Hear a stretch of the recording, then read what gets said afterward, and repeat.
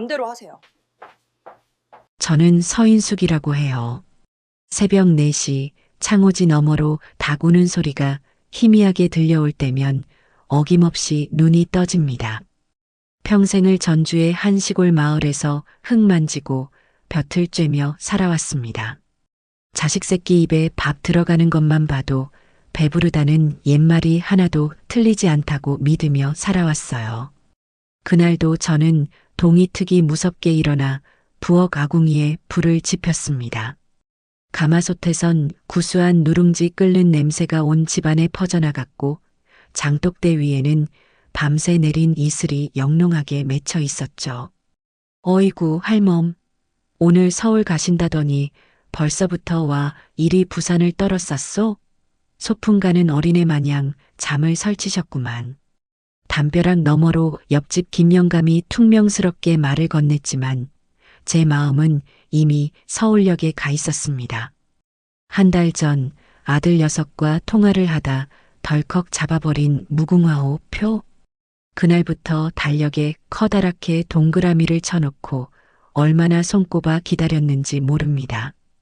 서울 사는 아들 재석이와 며느리 은지, 그리고 작년에야 초등학교에 들어간 눈에 넣어도 아프지 않을 손녀 유나를 볼 생각에 밤잠까지 설쳤습니다. 제 부엌은 며칠 전부터 전쟁터나 다름없었어요.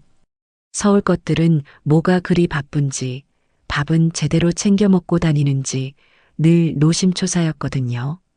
아들 녀석이 어릴 때부터 환장하던 쿰쿰하게 삭힌 홍어찜. 코를 톡 쏘는 그 맛을 재석이는 어른의 맛이라며 7살배기 녀석이 얼굴을 찡그려가면서도 곧잘 따라 먹곤 했죠. 그 모습이 어찌나 귀엽던지 지금도 눈에 선합니다. 꾸덕하게 말린 코다리를 매콤달콤하게 졸인 것은 며느리가 좋아할까 싶어 일부러 설탕 대신 꿀을 넣고 윤기나게 졸였습니다. 은지가 언젠가 어머니, 저는 설탕 단맛은 싫어요.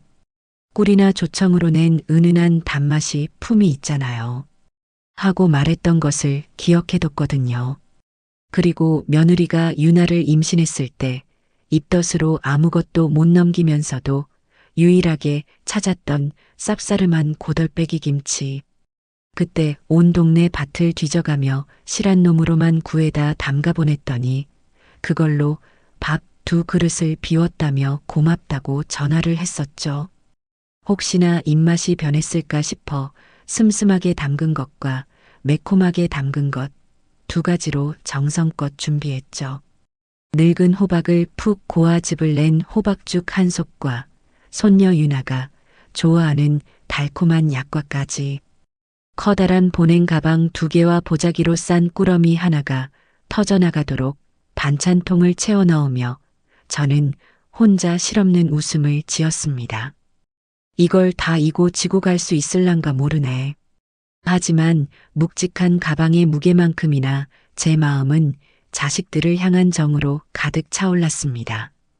그저 인스턴트 음식에 길들여졌을 아들 내외의 입맛이 안쓰러워 며칠 밤낮으로 정성을 쏟은 것들이에요. 아침 일찍 전주역에서 무궁화호에 몸을 싣자 기차는 덜컹 소리를 내며 느릿느릿 출발했어요. 정든 고향의 푸른 논밭이 빠르게 창밖으로 스쳐 지나가는 고속열차와는 달랐죠. 무궁화호는 1시간에도 몇 번씩 작은 역마다 꼬박꼬박 멈춰서며 사람들을 태우고 내려주었습니다. 기차의 느린 흔들림이 꼭 자장가처럼 느껴졌지만 제 마음은 쉬이 가라앉지 않았죠. 우리 강아지 유나는 또 얼마나 컸을까. 작년에 봤을 땐 내 허리춤까지 오더니 이젠 어깨까지 훌쩍 컸겠지. 재석이는 지난번 통화할 때 목소리가 영 힘이 없던데 야위지는 않았을까? 은지는 회사에서 팀장이라던데 어린 나이에 얼마나 고될까? 자식 걱정은 해도 끝이 없는가 봅니다. 기차가 서고 가고 또 멈추기를 반복했습니다. 점심때가 훌쩍 지났지만 저는 아들 집에 가서 따뜻한 밥을 먹을 생각에 싸온 도시락도 거르고 꾹 참았어요. 5시간이 넘는 긴 시간을 달려 도착한 서울역은 발 디딜 틈 없이 사람들로 북적였고 저는 낯선 도시의 소음과 공기에 잠시 숨을 골랐어요. 묵직한 짐을 끌고 지하철을 타고 또 버스를 갈아타는 일은 늙은 저에게는 고역이었습니다. 아들 집은 버스 정류장에서 내려서도 한참을 더 걸어 들어가야 하는 하늘 높은 줄 모르고 솟아오른 새 아파트 단지였죠. 삐까번쩍한 공동 현관을 지나 엘리베이터를 타고 32층에 내리니 길고 고요한 복도가 제가 사는 흙집과는 모든 것이 달랐습니다. 집에 들어가자 모델하우스처럼 먼지 하나 없이 꾸며진 집이 저를 맞았습니다. 하지만 이상하게도 사람 사는 온기라고는 조금도 느껴지지 않는 차가운 공간이었죠. 대리석 바닥은 발을 딛기 무섭게 서늘했고 벽에는 가족 사진 하나 걸려있지 않았습니다. 어머니 오셨어요? 거실 소파에 비스듬히 누워 노트북을 무릎에 올린 채 두드리던 며느리 은지가 저를 흘깃 쳐다보며 말했어요. 반가워하는 기색이라고는 눈곱만큼도 찾아볼 수 없는 지극히 사무적인 목소리였죠. 일어나기는커녕 고개만 까딱하는 그 모습에 제 마음 한구석이 서늘해졌습니다. 5시간을 넘게 기차를 타고 그 무거운 짐을 이고 지고 온 시어머니에 대한 예의가 아니었죠. 오냐, 은지야. 오늘 일 안 나갔니? 우리 유나는 어디 있고? 오늘 재택 근무하는 날이에요. 유나는 학원 갔다가 저녁 늦게나 올걸요. 요즘 애들 바쁜 거 아시잖아요. 저는 낑낑대며 들고 온 보냉 가방을 현관에 내려놓았어요. 새벽부터 굶은 터라 속이 쓰렸지만 며느리 얼굴을 보니 밥 달라는 말이 차마 나오지 않았습니다. 이것 좀 봐라. 너희들 먹이려고 내가 전주에서부터 바리바리 싸들고 왔다. 하며 보자기를 풀자 며느리는 미간을 살짝 찌푸리며 코를 막더군요. 어머니, 이게 다 무슨 냄새예요? 집안에 음식 냄새 배는 거 정말 싫은데. 환기하기도 힘들고. 특히 그거 홍어인가요? 아, 어쩜 좋아. 이 냄새 빠지려면 며칠은 걸리겠네. 그 서슬 퍼런 말에 가슴이 쿵 내려앉는 것 같았죠. 아들을 위해 준비한 음식이 한순간에 악취 취급을 받았습니다. 괜찮다, 괜찮아. 금방 빠져. 이건 너가 임신했을 때 그렇게 잘 먹던 고들빼기. 아, 어머니. 그때랑 지금이랑 같나요? 그리고 저희 이런 거 잘 안 먹어요. 요즘 누가 이렇게 짜고 맵게 먹어요? 다들 저염식, 저당식 하잖아요. 건강에도 안 좋고. 이런 건 솔직히 좀 곤란해요. 제가 애써 만든 반찬들이 순식간에 시대에 뒤떨어진 불량식품 취급을 받는 기분이었습니다. 제가 멋쩍게 서서 반찬통을 들고 있자 며느리는 냉장고 문을 열어보지도 않고 귀찮다는 듯이 손가락으로 방을 가리켰습니다. 피곤하실 텐데 저쪽 방 쓰세요. 그 짐들은 일단 거기 두세요. 제가 나중에 보고 버릴 건 버릴게요. 버리다니. 그 말이 비수처럼 날아와 심장에 박혔습니다.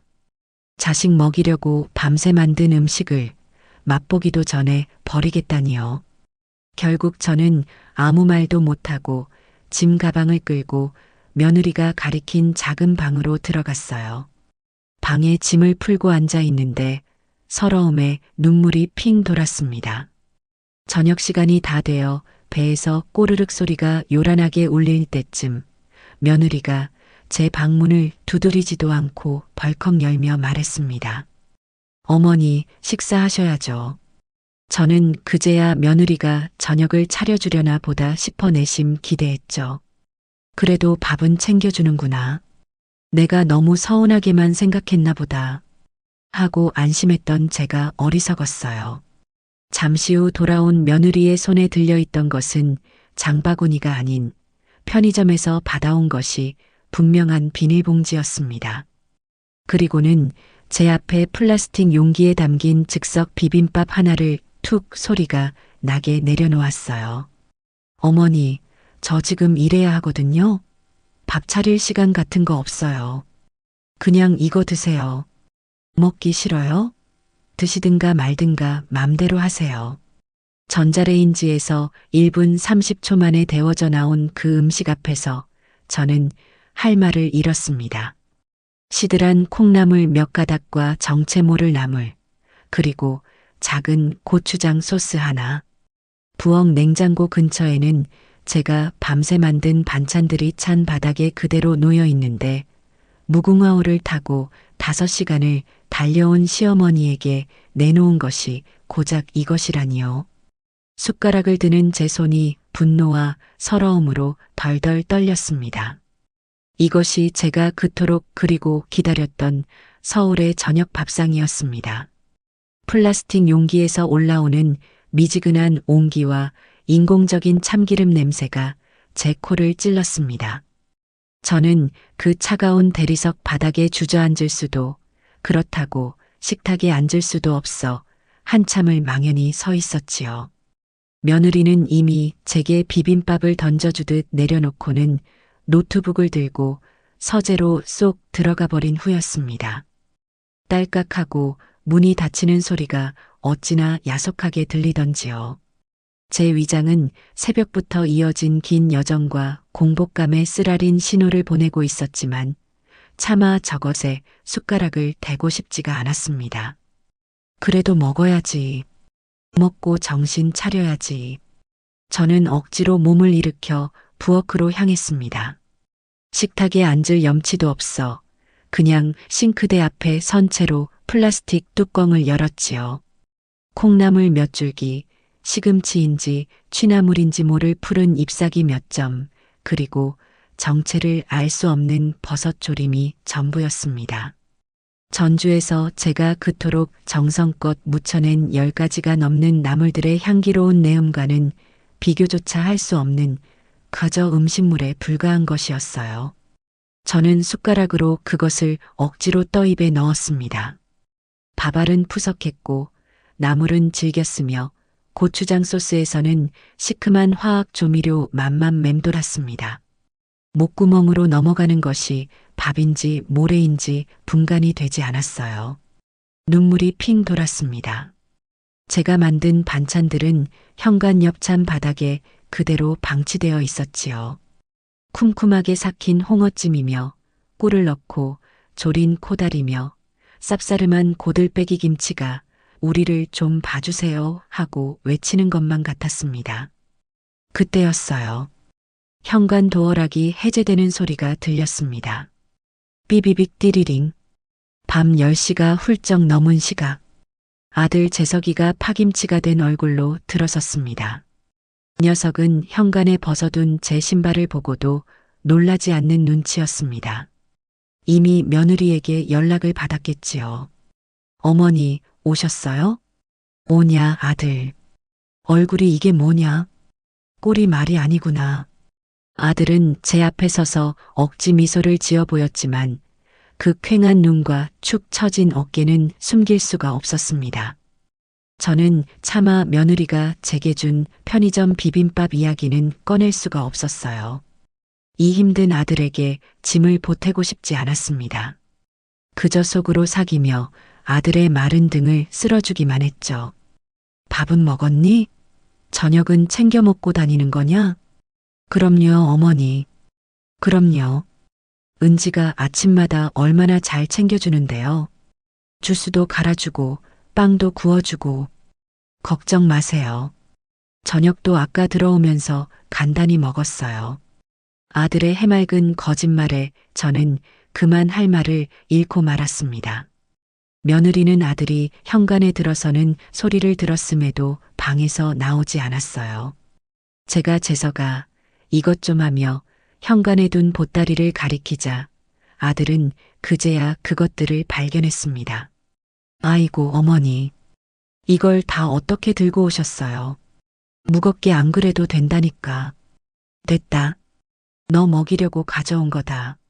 냉장고에 넣어야지. 재석이는 낑낑대며 보낸 가방을 부엌으로 옮겼습니다. 냉장고 문을 열자 안에는 정체 모를 배달 음식 용기들과 마시다 만 탄산수병들만 뒹굴고 있었지요. 아들은 제 반찬통을 차곡차곡 넣으면서도 뚜껑 한번 열어보지 않았습니다. 그저 처리해야 할 일을 하는 사람처럼 묵묵히 통을 밀어 넣을 뿐이었어요. 그 순간 서재 문이 열리고 며느리가 나왔습니다. 여보 왔어? 나 지금 급한 거 마무리해야 해서. 먼저 들어가서 일 좀 할게. 어머니랑 이야기 나누세요. 그래. 얼른 들어가. 고생했어. 거실에는 어색한 침묵만이 무겁게 흘렀죠. 아들은 제 옆에 앉아 제 어깨를 주물렀지만 그 손길은 기계적이었고 눈은 자꾸만 서재문 쪽을 향해 있었습니다. 저는 어떻게든 이 숨막히는 분위기를 바꿔보려 애썼습니다. 서울 사람들은 다들 이렇게 바쁘게 사는 거냐? 옆에 있는 사람 얼굴 한번 제대로 볼 시간도 없이 밥 한 끼 따뜻하게 해먹을 시간도 없이 사는 게 사는 건가 싶다지. 제 말의 진짜 의미, 즉 며느리가 시어머니 밥 한 끼 차려주지 않았다는 원망을 알아채주길 바라는 마음이었지만 아들은 제 의도를 애써 외면하며 아내를 감싸기 바빴죠. 에이 어머니, 요즘 세상이 옛날 같나요? 은지도 회사에서 얼마나 스트레스가 심한데요. 팀장인데 밑에 부하 직원들까지 다 챙겨야 하거든요. 어머니, 은지 세대는 직장에서 성공하는 것도 가족을 위하는 방식이라고 생각해요. 어머니 세대처럼 부엌에서 밥하고 빨래하는 것만이 내조가 아니란 말이에요. 내조? 내가 지금 내조를 말하는 게 아니잖니. 사람이 왔는데 오랜 시간 기차 타고 왔는데 따뜻한 밥 한 끼가 그렇게 어려운 거냐고 묻는 게다. 제 목소리가 저도 모르게 조금 높아졌습니다. 아들은 당황한 기색이 역력했죠. 어머니, 은지가 일부러 그런 게 아니에요. 오늘 진짜 바빴다니까요. 재택근무라고 해도 회의가 줄줄이 잡혀 있어서. 그리고 어머니, 솔직히 저희 집에서는 그렇게 냄새나는 음식 잘 안 해 먹어요. 홍어 같은 거요. 은지가 냄새에 좀 예민해서 아시잖아요. 냄새에 예민하다. 그 말이 제 가슴을 또 한 번 후벼 팠습니다. 자식 먹이겠다고 밤새 삭히고 졸이고 무친 음식들이 그저 냄새나고 귀찮은 짐이 되어버린 순간이었죠. 그래, 내가 잘못했구나. 냄새나는 걸 가져와서 요즘 것들 사는 방식도 모르고 내가 눈치가 없었어. 더 이상 대화를 이어갈 기운이 없었습니다. 아들은 어머니, 그런 뜻이 아니고요라며 저를 붙잡았지만 저는 그 손을 뿌리치고 며느리가 정해준 작은 방으로 들어가 문을 닫았습니다. 그 방은 창고나 다름없었어요. 쓰지 않는 운동기구와 먼지 쌓인 책 상자들이 구석에 몰려 있었죠. 침대라고 내어준 것은 간이용으로 쓰는 딱딱한 접이식 매트리스였습니다. 그 위에 얇은 혼이불 하나가 전부였죠. 서울의 32층 아파트는 시골집 우풍보다 더 서늘했습니다. 저는 겉옷도 벗지 못한 채 그 딱딱한 매트리스에 웅크리고 누웠습니다. 천근만근 무거운 돌덩이가 가슴을 짓누르는 듯해 좀처럼 잠이 오지 않았습니다. 내가 여기 왜 왔을까? 무엇을 기대하고 이 고생을 하며 왔을까? 자정을 넘기고 새벽녘이 되었을까요? 목이 말라 뒤척이다 물이라도 한 잔 마실까 싶어 조용히 방문을 열고 나왔습니다. 집안은 칠흑처럼 어두웠지만 안방 쪽에서 희미한 빛과 함께 재석이와 은지가 소곤거리는 소리가 들려왔죠. 문이 살짝 열려 있었던 탓에 대화 내용이 드문드문 밖으로 새어나왔어요. 저는 저도 모르게 그 자리에 얼어붙고 말았습니다. 여보, 나 정말 언제까지 이렇게 버틸 수 있을지 모르겠어. 하루하루가 지옥 같아. 차라리 솔직하게 말씀드리는 게 낫지 않을까? 은지의 목소리였습니다. 잔뜩 잠기고 지쳐 있었죠. 말씀드리다니? 나한테? 뭘? 심장이 불길하게 두근거렸습니다. 조금만 더 참아봐. 아직은 말할 때가 아니야. 어머니 계실 때 괜히 걱정 끼쳐드릴 수 없잖아. 안 그래도 충격받으실 텐데 어떻게든 버텨보자. 응? 버티는 것도 한계가 있지. 오늘만 해도 그래, 나 정말 미칠 것 같았다고. 어머니가 저 반찬들 꺼내시는데 나 자신이 너무 비참해서 그냥 다 말해버리고 싶었어. 은지야, 제발. 내가 어떻게든 해볼게. 응? 며칠만 어머니 가실 때까지만이라도 제발 응? 그 대화를 듣는 순간 제 심장이 바닥으로 쿵 하고 곤두박질 치는 것 같았습니다. 언제까지 저 시어머니를 버텨야 하냐. 어머니께는 아직 말할 때가 아니다. 어머니 가실 때까지만 버텨라. 저는 그 대화의 주체가 온전히 저라고 생각했어요. 갑자기 찾아와 냄새나는 반찬을 들이밀며 불편하게 만든 시어머니, 구시대적인 사고방식으로 며느리를 타박하는 제 존재에 대해 이야기하는 것이라고 지레짐작했죠. 며느리가 비참했다고 한 말은 제가 가져온 촌스러운 반찬들 때문이라고, 그래서 자신의 세련된 삶에 흠집이 난 것 같아 비참하다고 느낀 것이라 오해했습니다. 그 순간 저는 아들 내외에게 거추장스러운 짐, 그것도 아주 냄새나고 골치 아픈 짐이 되어버린 기분이었습니다. 숨이 턱 막혔습니다. 저는 물도 마시지 못한 채 소리 없이 방으로 돌아와 웅크렸습니다. 차가운 방바닥의 한기가 뼛속까지 스며드는 것 같았습니다. 다음 날 아침 저는 누구보다 일찍 일어났습니다. 하지만 부엌으로 나가지 않았죠. 식탁의 공기는 시베리아 벌판보다 더 차가웠어요. 며느리는 아침 일찍 중요한 회의가 있다며 이미 집을 나선 후였고, 손녀 유나는 어젯밤 늦게 들어와 자고 있는지 얼굴도 보지 못했습니다. 아들은 어젯밤의 대화 때문인지 제 눈치를 보며 아무 말도 하지 않았죠. 저는 냉장고 문을 열어보았습니다. 제가 가져온 반찬들이 어제 재석이가 밀어넣은 그 자리에 그대로 놓여 있었어요. 아무도 손대지 않은 그 반찬통들이 마치 제 버려진 마음 같아서 더는 그 집에 머물 수가 없었습니다. 아들은 제게 토스트와 주스를 내밀었지만 저는 손도 대지 않았습니다. 재석아, 엄마 가봐야겠다. 전주집에 물 줄 시간이야. 어머니, 벌써요?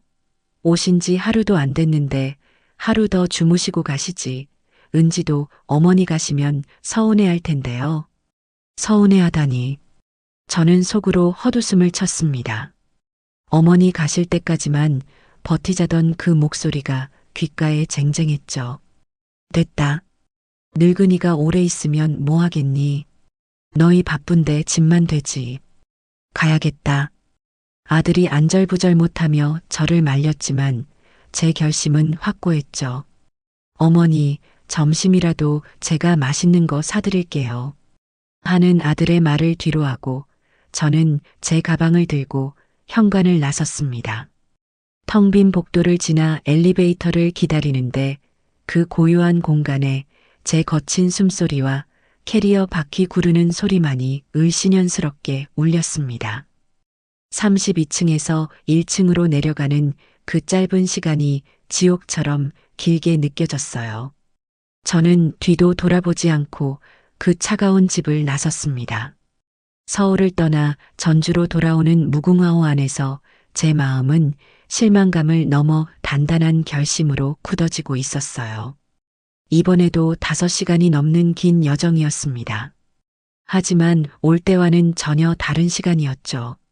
올 때는 설렘과 기대로 가득 찼다면 돌아가는 길은 분노와 모멸감, 그리고 깊은 배신감으로 얼룩졌습니다.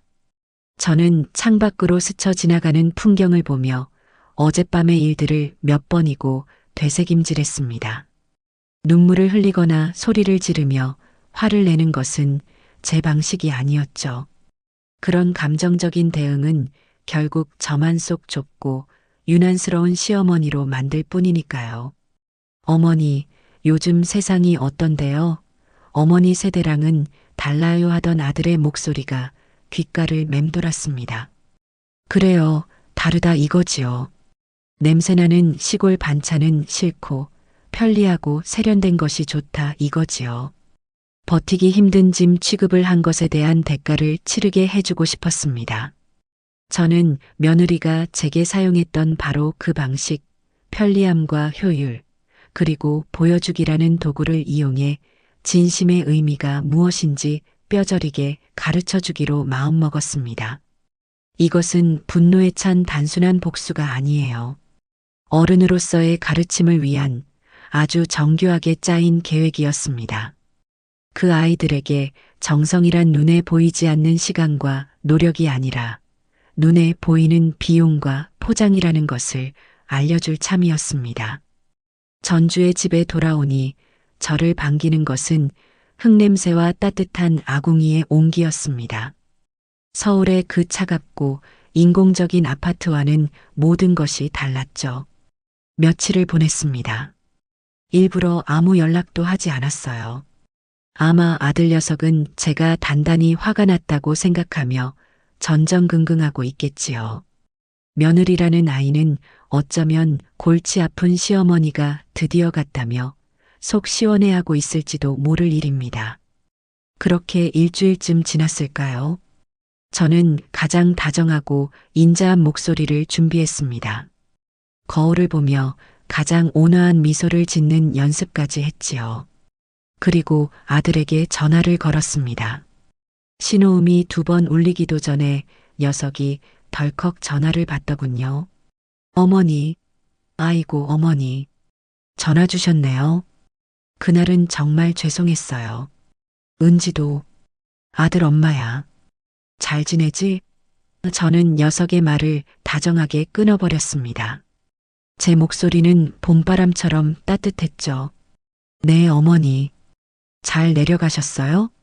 갑자기 가셔서 걱정했어요. 은지도 어머니께 죄송하다고 그날 너무 바빠서 정신이 없었다고. 오냐 오냐. 엄마 다 안다. 다 이해해. 생각해보니 내가 너무 급하게 올라가서 은지한테 미안하구나. 젊은 애가 얼마나 바쁘면 그랬겠니. 팀장이라며? 아래 사람들 챙기랴, 실적 내랴, 얼마나 고되겠어. 내가 이해해야지. 늙은이가 눈치가 없었어. 제 목소리에는 서운함의 그림자조차 없었기에 아들은 아무런 의심 없이 안도의 한숨을 내쉬었습니다. 아니에요, 어머니. 그렇게 말씀해 주시니 제가 더 죄송하네요. 그래서 말인데 아들. 이번 주말에 은지랑 유나 데리고 전주 한번 내려오렴. 엄마가 아주 특별한 잔치상을 차려줄게. 지난번엔 엄마가 냄새나는 것들만 가져가서 은지가 먹을 게 하나도 없었잖아. 내가 미안해서 말이야. 이번에는 우리 은지가 딱 좋아하는 아주 세련되고 깔끔한 걸로만 준비할 참이다. 정말요, 어머니? 아이고, 그렇게까지 안 하셔도 되는데 은지가 들으면 좋아하겠네요. 안 그래도 어머니 서운해 하실까봐 계속 마음에 걸려 했어요. 이 순진한 아들 녀석은 제 계획을 꿈에도 모를 테죠. 제안을 가장한 이 초대는 제가 준비한 값비싼 수업의 첫 번째 단계였습니다. 그날부터 저의 준비는 시작되었어요. 하지만 제가 향한 곳은 흙 묻은 채소가 가득한 재래시장이 아니었습니다. 저는 버스를 타고 시내에서 가장 큰 새로 생긴 백화점의 지하식품관으로 향했죠. 평생을 시장 바닥만 전전하던 제게 그곳은 별천지나 다름없었습니다. 화려한 조명 아래 번쩍이는 포장지에 담긴 음식들이 저를 유혹하고 있었어요. 저는 그곳에서 가장 비싸고 화려하게 포장된 즉석 요리들을 꼼꼼하게 고르기 시작했습니다. 손님, 무엇을 찾으세요? 정갈하게 유니폼을 차려입은 직원이 제게 물었죠. 여기서 제일 비싸고 제일 유명한 셰프가 만들었다는 뭐 그런 거 없어? 제 말에 직원은 눈을 반짝이며 저를 프리미엄 한식 코너로 안내했습니다. 그곳에는 제가 상상도 못했던 것들이 진열되어 있었어요. 첫 번째로 제 눈에 띈 것은 궁중 명장 셰프의 프리미엄 한우 갈비찜이라고 적힌 밀키트였습니다. 황금색 보자기에 쌓인 상자 안에는 이미 다 조리되어 진공 포장된 갈비찜이 들어 있었죠. 가격표를 보니 10만 원이 훌쩍 넘었습니다. 제가 시장에서 한우갈비를 사서 밤새 핏물 빼고 온갖 약재를 넣어 푹 고아내는 수고에 비하면 터무니없는 가격이었지만 저는 망설임 없이 카트에 담았습니다. 그래, 너희가 말하는 정성이란 이런 것이겠지. 다음은 전복죽 코너였습니다. 청정 완도산 활전복을 통째로 넣었다는 수제 전복죽 레토르트 파우치가 금박 상자에 담겨 있었어요. 한 팩에 3만 원이었습니다. 제가 살아있는 전복을 사다 개우까지 넣어 진하게 끓여내는 죽 한 솥 값이었죠. 그것도 2상자 집어들었습니다. 그리고 마침내 이 수업의 핵심이 될 그것을 발견했습니다. 12가지 나물과 황동 비빔기가 포함된 궁중 비빔밥 키트였죠. 가격은 무려 15만 원. 상자를 열어보니 호박꼬지, 도라지, 고사리, 시금치 등 12가지 나물이 각각 손가락 한마디만 한 작은 플라스틱 용기에 담겨 있었습니다. 볶은 고추장과 참기름, 그리고 번쩍이는 작은 황동 그릇 2개까지 들어있더군요. 저는 그 플라스틱 용기들을 보며 실소를 금치 못했습니다. 제가 그깟 나물 무치느라 며칠을 쪼그리고 앉아 다듬고 데치고 묻혔던 시간들이 주마등처럼 스쳐 지나갔어요. 며느리에게는 이 작은 플라스틱 용기 하나가 제가 밤새 만든 그 모든 반찬보다 더 가치 있게 여겨지겠지요. 제 쇼핑 카트는 며느리에게 보여줄 진심 없는 정성으로 가득 채워졌습니다. 유명 호텔에서 만들었다는 즉석 잡채, 3분이면 완성된다는 프리미엄 된장찌개, 키트, 그리고 손녀 유나를 위한 비싼 유기농 과일 푸딩까지 계산대에서 수십만 원이 찍히는 것을 보면서도 저는 눈 하나 깜짝하지 않았어요. 이것은 단순한 음식이 아니었습니다. 며느리가 제게 보냈던 편의점 비빔밥에 대한 가장 비싼 화답이자 그 아이에게 보낼 값비싼 청구서나 마찬가지였으니까요. 저는 분노에 차서 복수를 계획하는 것이 아니었어요. 그저 한 아이의 엄마이자 제 며느리인 은지에게 음식에 담긴 마음의 무게가 얼마나 중요한 것인지를, 그리고 편리함이라는 이름 아래 그 아이가 얼마나 잔인한 행동을 했는지를 차분하고 명확하게 알려주고 싶었을 뿐입니다. 저는 그 비싼 쇼핑백들을 양손에 들고 당당하게 백화점을 걸어 나왔습니다. 약속한 주말이 되어 아들 내외와 손녀가 전주에 도착했어요. 흙먼지 날리는 마당에 번쩍이는 서울의 승용차가 들어서는 것이 퍽이나 잊을 적이었습니다. 저는 세상에서 가장 인자한 시어머니의 얼굴로 대문 앞에서 그들을 맞았죠. 아이고, 우리 강아지 유나. 어서 오너라. 오는 길 힘들었지? 길이 많이 막히지는 않았고? 아니에요, 어머니. 고속 열차 타니까 금방이던데요. 이렇게 마중까지 나와주시고 죄송해요. 지난번에는. 며느리는 무언가 알 수 없는 표정으로 제 눈치를 살피며 집안을 둘러보았어요. 아마도 제가 또 냄새나는 시골 음식을 잔뜩 차려놓고 구박이라도 할까봐 지레 겁을 먹은 눈치였죠. 예, 서 있지만 말고 어서 들어오너라. 마루에 다 차려놨다. 제 말에 아들 내외는 마루로 올라섰고 그 순간 두 사람의 눈이 휘둥그레졌습니다. 마당에는 제가 아끼는 자개상 위에 먼지 하나 없이 닦아 반짝이는 최고급 유기그릇과 은수저, 비단 수저 받침까지 완벽하게 차려져 있었습니다. 분위기만 보면 임금님 수라상 부럽지 않은 엄청난 전통 한정식이 나올 것만 같았죠. 우와, 할머니, 오늘 무슨 날이에요? 상이 너무 예뻐요. 임금님 밥상 같아요. 아무것도 모르는 손녀 유나의 말에 저는 흐뭇하게 웃으며 말했습니다. 우리 강아지 오니까 좋은 날이지. 할미가 우리 유나 주려고 아주 맛있는 거 많이 준비했어. 너희 엄마가 좋아하는 걸로만. 어머니, 이게 다 뭐예요? 저희 때문에 이렇게까지. 아들 녀석은 감동한 듯 목소리까지 떨렸습니다. 며느리 은지 역시 안도감과 미안함이 뒤섞인 복잡한 표정으로 자리에 앉았죠. 얘들아, 시장할 텐데 어서 앉으렴. 저녁 식사가 다 준비되었단다. 내가 너희들 온다고 며칠 전부터 시내 백화점에 가서 특별히 주문해 놓은 것들이다. 백화점이라는 말에 며느리의 표정이 살짝 굳는가 싶었지만 저는 아랑곳하지 않고 주방으로 향했습니다. 주방에서는 가마솥 대신 전자레인지가 윙하고 돌아가는 소리가 경쾌하게 울렸죠. 자, 첫 번째 요리다.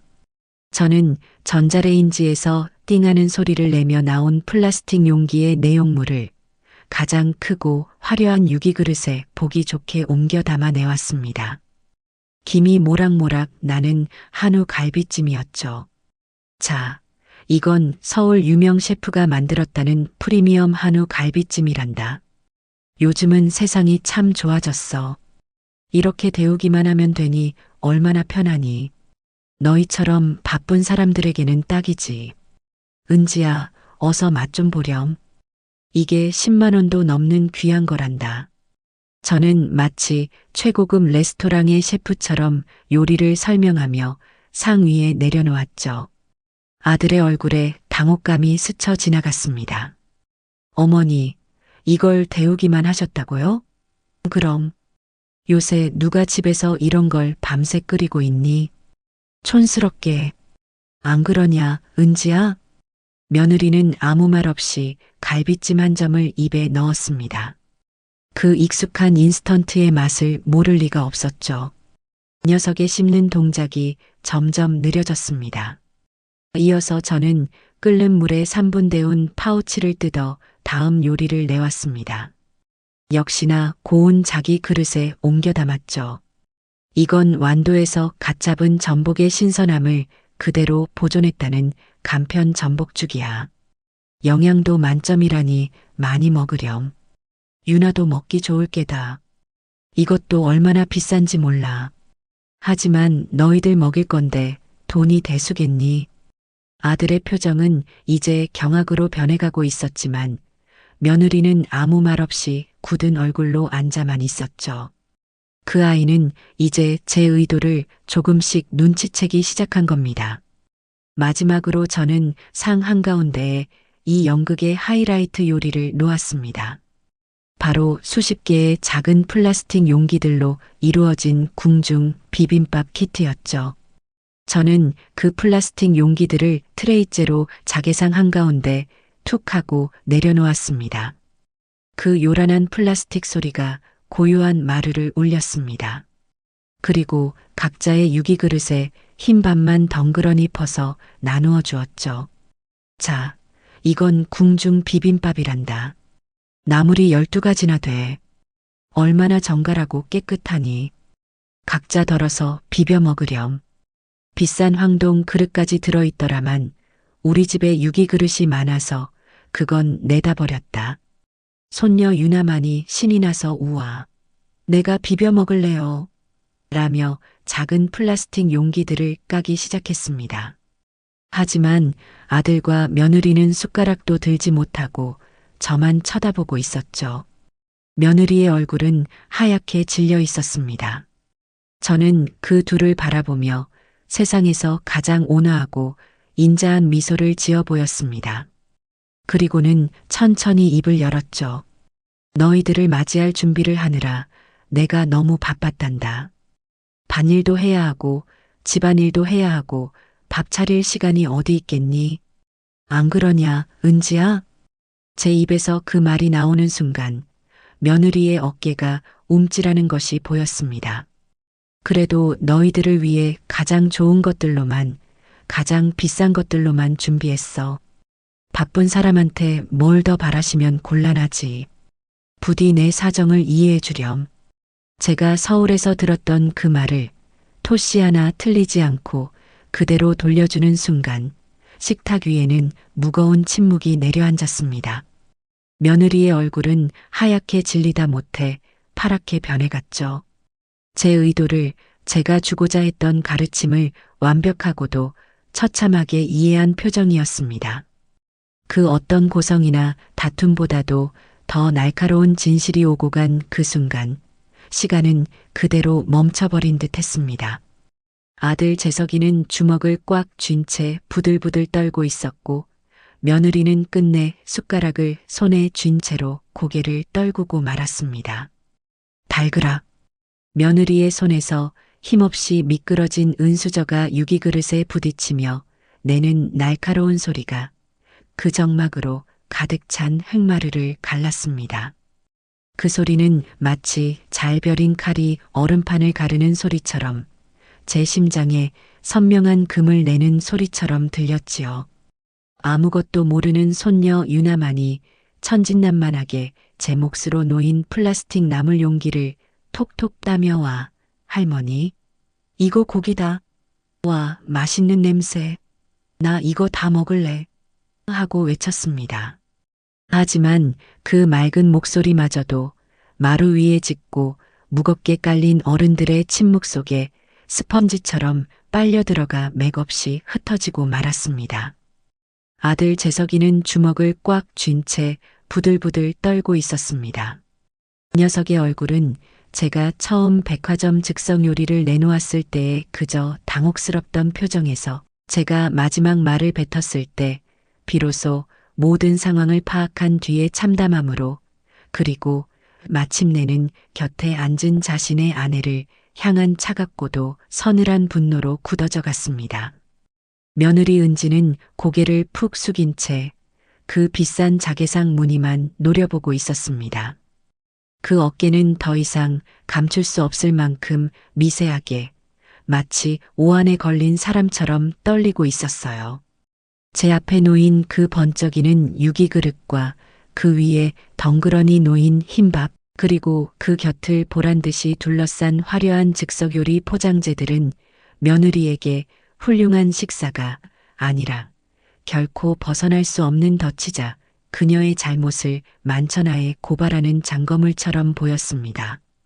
저는 제 계획이 완벽하게, 아니, 완벽하다 못해 처참할 정도로 성공했음을 직감했습니다. 그래, 이제 알겠느냐? 내가 나에게 한 짓이 무엇인지, 내가 그토록 중시하는 그 편리함과 세련됨이라는 것이 사람의 진심과 정성이 빠졌을 때 얼마나 잔인하고 모욕적인 것이 될 수 있는지를 말이다. 저는 며느리가 제 바짓가랑이라도 붙잡고 울며불며 제게 사과하거나 혹은 되려 어떻게 이러실 수 있냐며 화를 내고 자리를 박차고 일어나길 기다렸습니다. 어떤 반응이 오든 저는 어른으로서, 시어머니로서 차분하게 가르침을 이어갈 준비가 되어 있었습니다. 하지만 식탁을 짓누르던 그 무거운 침묵을 깬 것은 제가 예상했던 분노의 외침이나 구차한 변명이 아니었습니다. 대신 며느리 은지의 어깨가 가늘게 떨리기 시작하더니 이내 억지로 숨을 들이마시는 소리가 들려왔습니다. 곧이어 참았던 눈물이 툭 터지듯 뺨을 타고 주르륵 흘러내렸습니다. 며느리는 자신의 무례함을 책망하는 내 앞에서는 차마 울고 싶지 않다는 듯 손등으로 눈물을 닦아내려 했지만 그 눈물은 한 번 터진 봇물처럼 멈출 줄을 몰랐어요. 결국 자개상 위로 굵은 눈물방울이 뚝뚝 떨어지기 시작했습니다. 그때였습니다. 이 모든 상황이 아내의 지난 잘못에서 비롯되었다고 판단한 아들 재석이가 제게는 한없이 죄송스러운 표정을 짓더니 이내 며느리를 향해 그동안 참아왔던 분노를 이빨 사이로 뿜어냈습니다.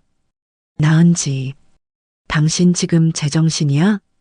재석이의 목소리는 낮았지만 그 안에는 강철 같은 분노가 서려 있었습니다. 어떻게 어머님께 그런 짓을 하고도 뻔뻔하게 여기 앉아 있을 수가 있어?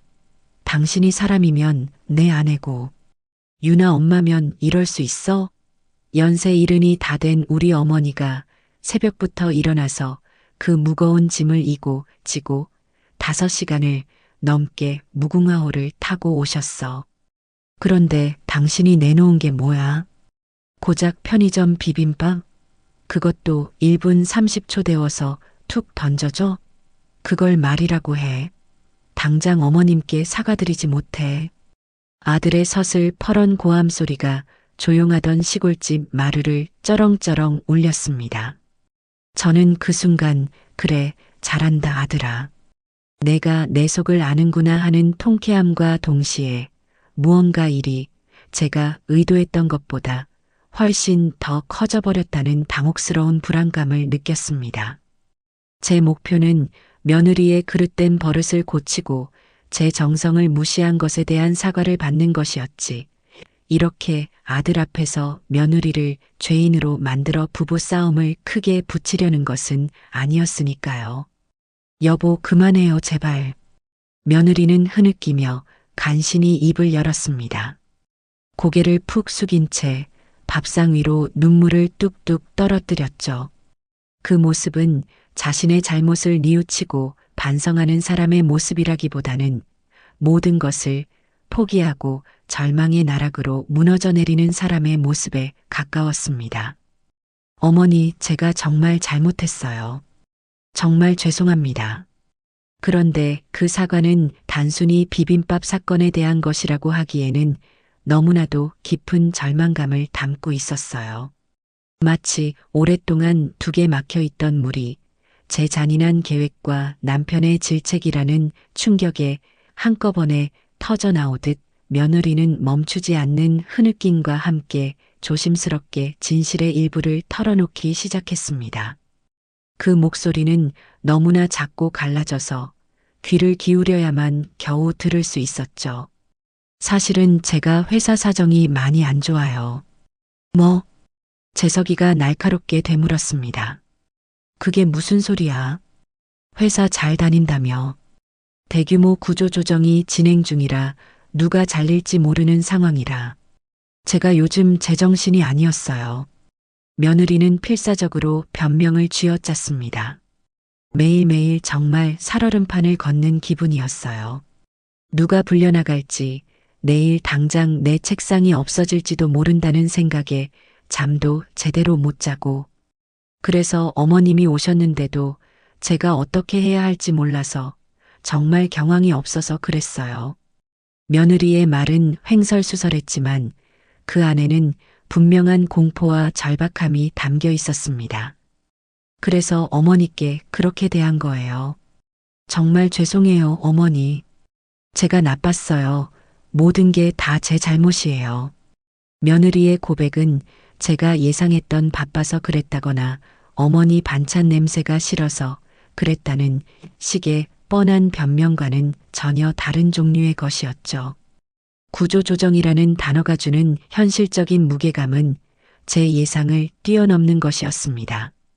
제 통쾌했던 승리감은 그 순간 마치 뜨거운 물에 넣은 얼음처럼 흔적도 없이 사라지고 그 자리에는 당혹감과 함께 아주 희미하고 불편한 연민이 차오르기 시작했습니다. 제가 준비한 완벽한 수업은 분명 효과가 있었어요.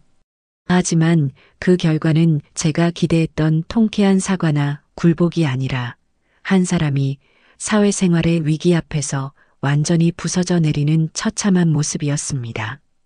아들 재석이조차 아내의 충격적인 고백에 더 이상 화를 내지 못하고 그게 정말이야? 그렇게 심각한 거였어? 왜 나한테는 말 한마디 안 했어? 하고 당황하며 물었죠. 말하면 뭐가 달라져? 당신까지 걱정할까봐 나 하나만 버티면 될 줄 알았는데. 매일 아침마다 누가 불려나갈까봐 가슴이 조마조마한데. 그런데 어머님은 오셨지. 나는 정말 어떻게 해야 할지 몰랐다고. 며느리는 결국 울부짖으며 그동안의 서름을 토해냈습니다. 제 마음은 순식간에 복잡해졌습니다. 분명 며느리의 잘못을 바로잡기 위한 정당한 행동이었지만 어쩌면 저는 이미 벼랑 끝에서 비틀거리고 있는 사람을 그 벼랑 아래로 더 세게 밀어버린 것일지도 모른다는 끔찍한 생각이 들었죠. 물론 그렇다고 해서 피땀 흘려 반찬을 해온 시어머니에게 편의점 음식을 내민 것이 정당화될 수는 없었습니다. 하지만 그 아이가 보여주었던 차가운 태도와 무심함이 어쩌면 단순한 무례함이 아니라 직장에서 밀려날지도 모른다는 절박함의 다른 표현이었을지도 모른다는 가능성이 제 머릿속을 헤집기 시작했습니다. 그날의 요란했던 식사는 그렇게 허무하게 끝이 났습니다. 아무도 그 비싼 수십만 원어치의 즉석 요리에 손을 대지 않았죠. 손녀 유나만이 제 옆에서 눈치를 보며 할머니, 나 배고픈데 엄마 아빠 왜 싸워? 하고 물을 뿐이었습니다. 며느리는 제 방으로 뛰어들어가 문을 잠가버렸고 아들은 마루 끝에 주저앉아 아, 진짜 미치겠네 하며 마른 세수만 연거푸 해댔습니다. 저는 아무 말 없이 손녀 유나를 데리고 부엌으로 들어갔습니다. 그리고 냉장고 문을 열었죠. 서울에서 버려질 뻔했던 제가 가져온 진짜 반찬통들을 꺼냈습니다. 며느리가 그토록 냄새난다던 홍어찜이며 코다리 조림은 그대로 둔 채 향긋한 참기름 냄새가 나는 시금치나물과 콩나물, 고사리를 꺼냈습니다. 그리고 가마솥에 남아있던 따뜻한 밥을 푼 뒤 커다란 양푼에 밥과 나물을 넣고 고추장 한 숟갈, 참기름 한 바퀴를 둘러 쓱쓱 비벼주었죠. 달걀 프라이 하나를 부쳐 올리는 것도 잊지 않았습니다. 유나야, 이게 진짜 비빔밥이란다. 어서 먹어. 유나는 그제야 환하게 웃으며 숟가락을 들었습니다. 와, 할머니 밥이 세상에서 제일 맛있어. 저는 그 모습을 멍하니 바라보며 굳게 닫힌 며느리의 방문을 힐끗 쳐다보았습니다. 다음 날 아침 아들 내외는 동이 트기도 전에 도망치듯 전주를 떠났습니다. 며느리는 밤새 울었는지 눈이 퉁퉁 부은 채 차마 제 얼굴을 보지 못하고 차 뒷좌석에 올랐습니다. 아들은 제게 다가와 봉투 하나를 내밀었죠. 어머니, 죄송해요. 어제 그 음식값 이걸로라도 치워라. 저는 그 손을 매섭게 쳐냈습니다. 어머니, 정말 죄송합니다. 다음에 은지 마음 좀 진정되면 다시 올게요. 아들은 그 말만 남기고 황급히 운전석에 올랐습니다. 저는 그들이 떠난 텅 빈 마당에 한참을 서 있었습니다. 그리고 마루에 앉아 하룻밤 사이에 고스란히 음식물 쓰레기가 되어버린 수십만 원어치의 즉석 요리들을 멍하니 바라보았습니다. 통쾌한 승리감 대신 씁쓸하고 무거운 의문만이 제 가슴을 짓눌렀습니다. 저는 그 비싸고 차가운 쓰레기들을 하나하나 치우기 시작했습니다. 내가 너무 심했던 걸까? 그 질문이 머릿속을 떠나지 않았습니다. 그 지독하게 불편했던 주말이 지나고 몇 주가 흘렀습니다.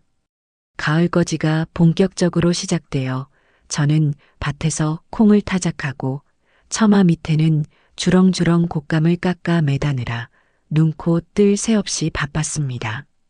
몸은 고된 노동으로 욱신거렸지만 마음은 그보다 훨씬 더 무겁고 불편했지요. 그날 며느리가 울부짖으며 쏟아냈던 구조조정이라는 말이 마치 목에 걸린 가시처럼 저를 괴롭혔습니다. 아들 내외와의 관계는 당연히 서먹하고 어색했습니다. 아들에게서는 은지가 어머니께 정말 죄송해하고 있어요. 요즘 회사 일 때문에 너무 예민해서 그랬다고 꼭 용서해달라고 전해달래요. 하는 변명 같은 문자가 한두 번 왔을 뿐 며느리에게서는 그 어떤 직접적인 연락도 없었습니다. 저 역시 섣불리 전화를 걸 수가 없었죠. 구조조정이라는 칼날 위에 서 있는 아이에게 무슨 말을 더 할 수 있겠습니까? 그래, 오죽하면 그랬을까? 젊은 나이에 팀장까지 달고 얼마나 악착같이 살았겠어. 그런데 직장에서 잘릴지도 모른다니 하늘이 무너지는 심정이었겠지. 그런 애한테 내가 너무 잔인한 짓을 한 게야. 먹고 사는 문제가 걸렸는데 늙은 시어미 밥상이 눈에나 들어왔겠나? 내가 너무 심했어. 그렇게 자책감이 고개를 들다가도 문득문득 서울에서의 그날을 떠올리면 서운함이 다시금 치밀어 올랐습니다. 아무리 그래도 그렇지. 사람이 어떻게 그래. 5시간을 넘게 기차를 타고 그 무거운 짐을 이고 지고 간 늙은 어미가 문을 열고 들어섰는데 엉덩이 한 번 안 떼고 노트북만 보던 그 모습, 내 반찬을 냄새나는 쓰레기 취급하던 그 표독스럽던 표정 그리고 그 편의점 비빔밥. 그건 경우가 아니지. 절대로 아니지. 저는 이 두 가지 마음 사이에서 갈피를 잡지 못하고 며칠을 보냈습니다. 아들에게 은지 회사 일은 좀 어떠냐고 슬쩍 물어보면 아들은 잘 버티고 있는 것 같아요. 조용히 지나가길 바랄 뿐이죠. 하는 힘없는 대답만 돌려줄 뿐이었습니다. 그러던 어느 날 밤이었습니다. 콩 타작을 겨우 마치고 욱신거리는 허리를 두드리며 툇마루에 앉아 식은 땀을 들이켜고 있는데 요란하게 전화벨이 울렸습니다. 밤 11시가 훌쩍 넘은 시각이었죠. 이 시간에 올 전화는 아들 녀석밖에 없었습니다. 불길한 예감에 제 심장이 덜컥 내려앉았습니다. 여보세요. 어머니. 수화기 너머로 들려오는 아들 재석이의 목소리는 제가 평생 들어본 적 없는 소리였습니다. 금방이라도 울음이 터질 것처럼 갈라지고 부서지는 목소리. 그 목소리에는 단순한 슬픔이 아니라 무언가 감당할 수 없는 엄청난 충격을 정면으로 맞닥뜨린 사람의 깊은 공포와 절망이 서려 있었습니다. 재석아, 왜 그러냐? 목소리가 왜 그래?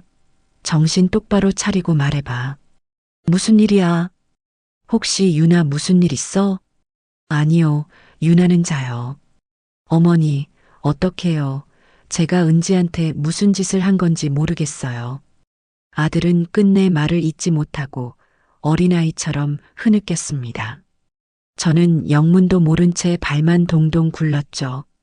무슨 일이냐니까? 이놈아, 애간장 태우지 말고 어서 말해. 한참을 꺽꺽대며 울던 아들은 자신이 방금 알게 되었다는 도저히 믿을 수 없는 충격적인 사실을 털어놓았습니다. 며느리가 전주에서 울며 말했던 구조조정은 거짓말이었어요. 더 정확히 말하면 그건 이미 일어난 과거의 일이었습니다. 어머니 은지가 말한 그 구조조정. 그거 사실이 아니었어요. 아니, 이미 끝난 일이었어요. 뭐, 그게 무슨 소리야?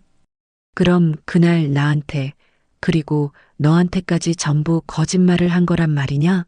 아니요. 그게 아니라 은지 이미 한 달도 더 전에 회사에서 해고당했대요. 뭐라고?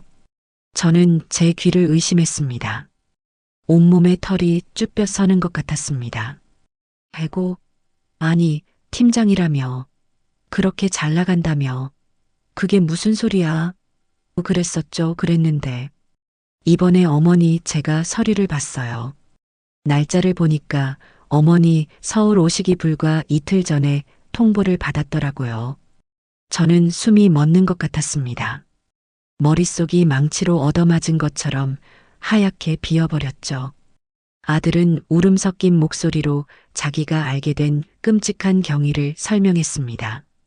그날 전주에서 돌아간 이후 며느리가 눈에 띄게 말수가 줄고 밤마다 잠을 설치며 식은 땀을 흘리는 것을 그저 구조조정 스트레스가 극심해서 그런 것이라고만 생각했습니다.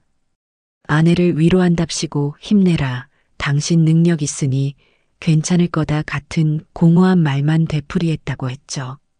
그런데 오늘 재석이가 평소보다 조금 늦게 퇴근하고 집에 왔는데 집이 난장판이더랍니다.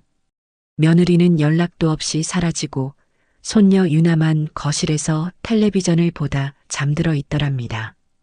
며느리의 전화기는 꺼져 있었고요. 불안한 마음에 집안을 살피던 재석이는 서재에 있는 며느리의 책상이 평소와 달리 어지럽혀져 있는 것을 발견했습니다. 그리고 그 위에 며느리가 미처 치우지 못한 노트북이 켜져 있었는데 화면 가득 재취업을 알아보는 구직 사이트가 엿여 있었다고요. 이상한 생각이 들어서 은지 서재 책상을 뒤졌어요. 제가 그러면 안 되는 거 아는데 너무 불안해서 미칠 것 같아서. 그런데 서랍 가장 깊숙한 곳에서 편지 봉투를 하나 발견했어요. 회사 이름이 적힌 권고, 사직, 통보서였어요.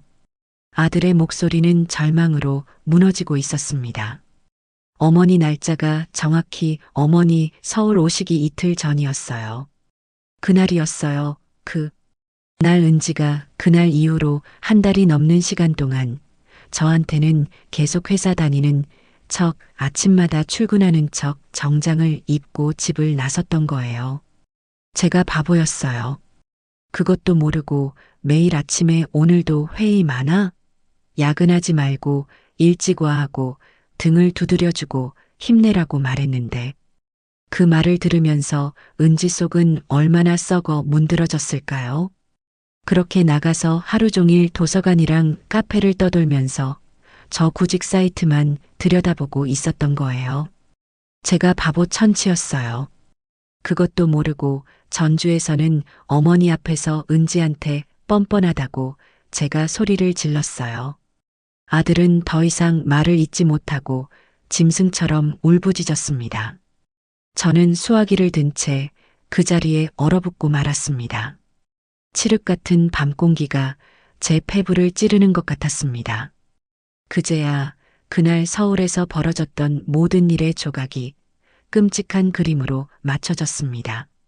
제가 서울에 도착했을 때 며느리가 거실 소파에 비스듬히 누워 노트북을 두드리고 있던 그 모습, 그건 재택근무가 아니라 바로 전날 해고 통보를 받고 망연자실한 상태로 이 믿을 수 없는 현실 앞에서 다른 일자리를 미친 듯이 검색하고 있던 것이었겠죠. 저를 보고도 반가워하기는커녕 그토록 날카롭고 정신없어 보였던 이유. 어머니라는 자신의 가장 초라한 모습을 들키고 싶지 않은 대상의 갑작스러운 방문에 그 아이는 패닉 상태에 빠졌던 겁니다. 제가 가져간 그 정성스러운 반찬들의 냄새에 유독 예민하게 굴었던 이유. 그건 단순히 세련된 척하는 유난이나 깔끔함이 아니었어요. 자신의 모든 것이 무너져 내린 절망 속에서 자신의 통제 범위를 완벽하게 벗어난 시어머니의 정성이라는 그 낯선 것의 침입을 도저히 견딜 수 없었던 마지막 발악이었을 겁니다. 그 정성은 그 아이에게 너는 왜 나처럼 하지 못하느냐는 무언의 질책으로 다가왔을 테지요. 그리고 그날 저녁 식탁에 올랐던 편의점 비빔밥. 저는 그제야 그 비빔밥의 진짜 의미를 깨달았습니다. 그 비빔밥은 바쁘고 무심한 커리어우먼의 오만한 무례함이 아니었습니다. 하루아침에 대한민국 최고라는 직장에서 쫓겨난 절망 속에서 남편에게조차 말하지 못하는 끔찍한 비밀을 안고 간신히 스스로를 추스르며 사온 그것이 그 아이가 할 수 있는 전부였던 겁니다. 자신의 세상이 무너져 내린 바로 그날 힘겹게 버티고 있던 한 여자의 처절한 식사였던 거죠. 어쩌면 그 아이는 그날 하루 종일 그 비빔밥 하나로 끼니를 때우며 혹은 그마저도 넘기지 못하며 버텼을지도 모릅니다. 그 차가운 비빔밥을 앞에 두고 저는 서운하다고 토로하고 분노했습니다. 그 아이의 절박한 현실을 밥투정하는 시어미의 잣대로 난도질했던 겁니다. 숨이 턱 막혀왔습니다. 그리고 전주에서 제가 차렸던 그 잔치상, 그 화려하고 비싼 즉석 요리들, 바빠서 밥 차릴 시간이 없었다며 쏘아붙였던 제 가시 돋친 말들, 그것은 어른의 가르침이 아니었습니다. 저는 그 아이의 가장 아픈 상처, 즉 실패와 무능함이라는 그 상처를 가장 잔인하고 모욕적인 방식으로 후벼 팠던 겁니다. 수화기를 든 채 저는 아무 말도 할 수 없었습니다. 온몸에 피가 역류하는 것처럼 차갑게 식어버리는 것 같았습니다. 제가 무슨 짓을 저지른 것인지 그제야 똑똑히 깨달았습니다. 아들의 충격적인 고백은 거기서 끝나지 않았습니다. 제가 그 끔찍한 진실의 무게에 짓눌려 아이고 은지가 그래서 그렇게 날이 서 있었구나 하는 소리만 내뱉고 있을 때 재석이가 이미 모든 것을 포기한 듯한 텅 비어버린 목소리로 말했습니다. 어머니, 그게 다가 아니에요. 제 심장이 이미 바닥까지 곤두박질 쳤다고 생각했는데 그보다 더 깊은 나락이 있다는 것을 깨달았습니다. 또 뭐가 있단 말이냐. 제발 그만해라. 엄마 지금 숨이 넘어가려고 한다. 제가 정말 못된 놈이에요. 제가 은지를 이 지경으로 만든 거나 다름없어요. 오늘 은지 책상 정리하다가 그 권고 사직서, 서류 밑에서 통장 내역서를 우연히 봤는데 은지네 집이 작년에 사업이 힘들어져서 집까지 넘어갈 뻔했대요. 아니 사돈네가 장사 잘 되신다고 하지 않았냐. 명절 때마다 선물도 보내오시고 저도 그렇게만 알고 있었어요. 저한테는 괜찮다고만 하셨으니까요. 그런데 아니었어요. 은지가 그동안 자기 월급으로 자기 혼자 그걸 겨우 막고 있었던 거예요. 저한테는 말 한마디 안 하고 매달 그렇게 큰 돈이 월급의 절반이 넘는 돈이 처가로 빠져나가고 있었는데 저는 그것도 모르고 은지한테 생활비가 왜 이렇게 빠듯하냐고 당신 돈 다 어디다 쓰냐고 유나 학원 하나 더 보내야 하는데 왜 이렇게 비협조적이냐고 제가 매일 밤 그렇게 타박을 했어요. 어머니. 아들의 목소리는 이제 울음을 넘어선 스스로를 향한 깊은 혐오와 자포자기의 상태였습니다. 며느리는 단순히 실직 사실만을 숨긴 게 아니었어요. 지난 1년이 넘는 시간 동안 은지는 무너져가는 자신의 친정을 남편 몰래, 세상 몰래 그 얇은 어깨로 홀로 부양하고 있었습니다. 전주 시내에서 작지만 알차게 한정식 가게를 하시던 사돈어른의 사업이 그놈의 지독한 전염병 사태로 직격탄을 맞아 쫄딱 망하고 평생을 일군 상가 건물이 경매로 넘어갈 위기에 처해 있었던 겁니다. 며느리의 그 높고 반짝이던 연봉이 그 팀장이라는 자리가 두 노인의 삶을 지탱해주던 유일하고도 마지막 동아줄이었던 겁니다. 은지는 이 끔찍한 사실을 남편인 재석이에게조차 말하지 않았어요. 그건 아기가 있어서가 아니었겠지요. 내가 해결할 수 있다는 그 아이 특유의 강한 옥이었을 수도 있습니다. 혹은 자신의 가족 문제로 새로운 가족에게, 남편에게, 그리고 시댁인 저에게 짐이 되고 싶지 않다는 그 아이다운 자존심과 미안함 때문이었을 겁니다.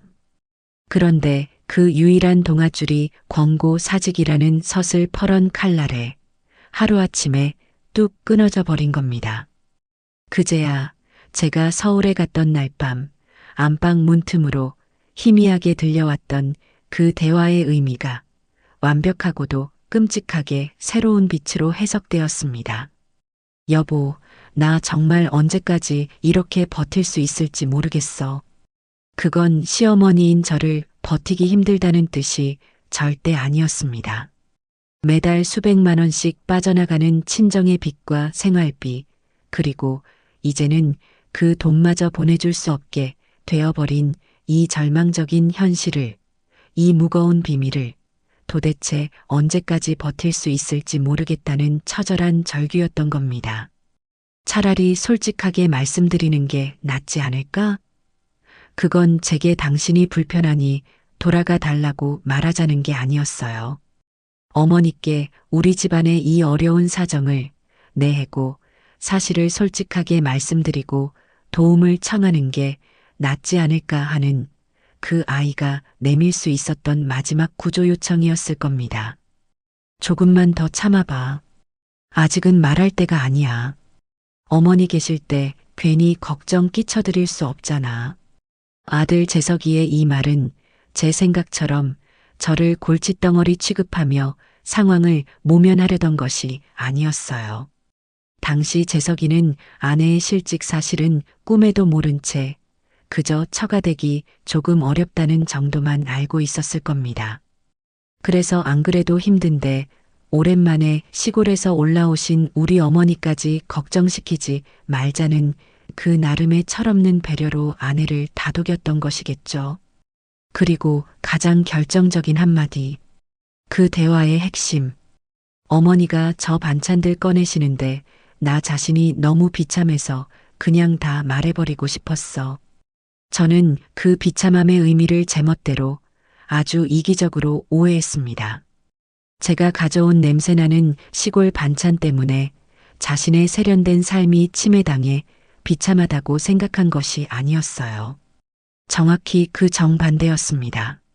나는 당장 내일 모레 내 부모님이 길거리에 나앉게 생겼는데 나는 이 사실을 남편에게도 시어머니에게도 말하지 못하고 끙끙 앓고 있는데 나는 오늘 당장 내 직장을 잃었는데 이 시어머니는 아무것도 모르는 이 시어머니는 자식 먹이겠다고 저렇게 지극정성으로 음식을 해오셨구나. 나는 저 정성을 받을 자격이 없다. 나는 실패한 딸이고 실패한 며느리고 실패한 아내다.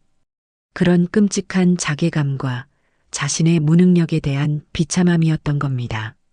며느리가 보여준 차가움과 날 성거리감은 사실 필사적인 방어기제였어요. 자신이 실패한 사람이라는 그 낙인에 사로잡혀 누구라도 가까이 다가와 자신의 초라한 현실을 그 너덜너덜해진 속내를 들여다볼까봐 그 마지막 남은 자존심마저 무너질까봐 두려워서 온몸에 가시를 세웠던 거죠. 그제야 저는 제가 저지른 일의 잔인함을 뼈저리게 깨달았습니다. 제가 전주에서 차려냈던 그 완벽하게 차려낸 현실 한 상, 그 비싼 즉석 갈비찜과 15만 원짜리 궁중 비빔밥 키트, 그것은 며느리에게는 끔찍한 조롱이자 확인 사살이나 다름없었을 겁니다. 너는 내가 무능해서 밥 한 끼 못 차려 먹을 정도로 절박하지? 너는 돈이 없어서 부모님도 못 지키고 직장에서도 잘렸지? 봐라, 나는 이렇게 돈이 많아서 내가 그토록 지키고 싶었던 그 품위와 여유를 돈으로 사서 이렇게나 화려하게 차려낼 수 있단다. 저는 넘어져 있는 사람을 걷어찬 것을 넘어 왜 제대로 서 있지 못하냐고, 왜 나처럼 이렇게 우아하게 서 있지 못하냐고 비웃었던 셈입니다. 며느리라는 역할에 대한 저의 굳은 기대와 편견이 시어머니는 마땅히 대접받아야 한다는 그 낡아빠진 아집이 결국 벼랑 끝에 서 있던 고립된 아이를 더욱 깊은 어둠 속으로 밀어넣는데 결정적인 일조를 했다는 죄책감이 제 심장을 아프게 찔렀습니다. 며느리를 며느리라는 틀이 아니라 그저 은지라는 한 사람으로 제대로 보려 하지 않고 그저 며느리의 돌이라는 그 편협한 잣대로만 판단했던 제 자신이 너무나도 부끄럽고 혐오스러웠습니다. 재석아, 제 목소리가 형편없이 떨려 나왔습니다. 그래서 은지는 찾았니? 어디 있대? 어디로 갔을 것 같아? 모르겠어요, 어머니. 전화기도 꺼져 있고 유나한테 물어봐도 엄마가 그냥 잠깐 나갔다 올게 하고 나갔대요. 저 이제 어떡해요? 은지 혹시라도 어디 가서 쓰러져 있기라도 하면 아들의 절규에 저는 수화기를 고쳐 잡았습니다. 지금은 이 늙은이의 죄책감에 빠져 있을 때가 아니었습니다. 재석아, 정신 차려라. 이놈아, 지금 울고 있을 때가 아니야.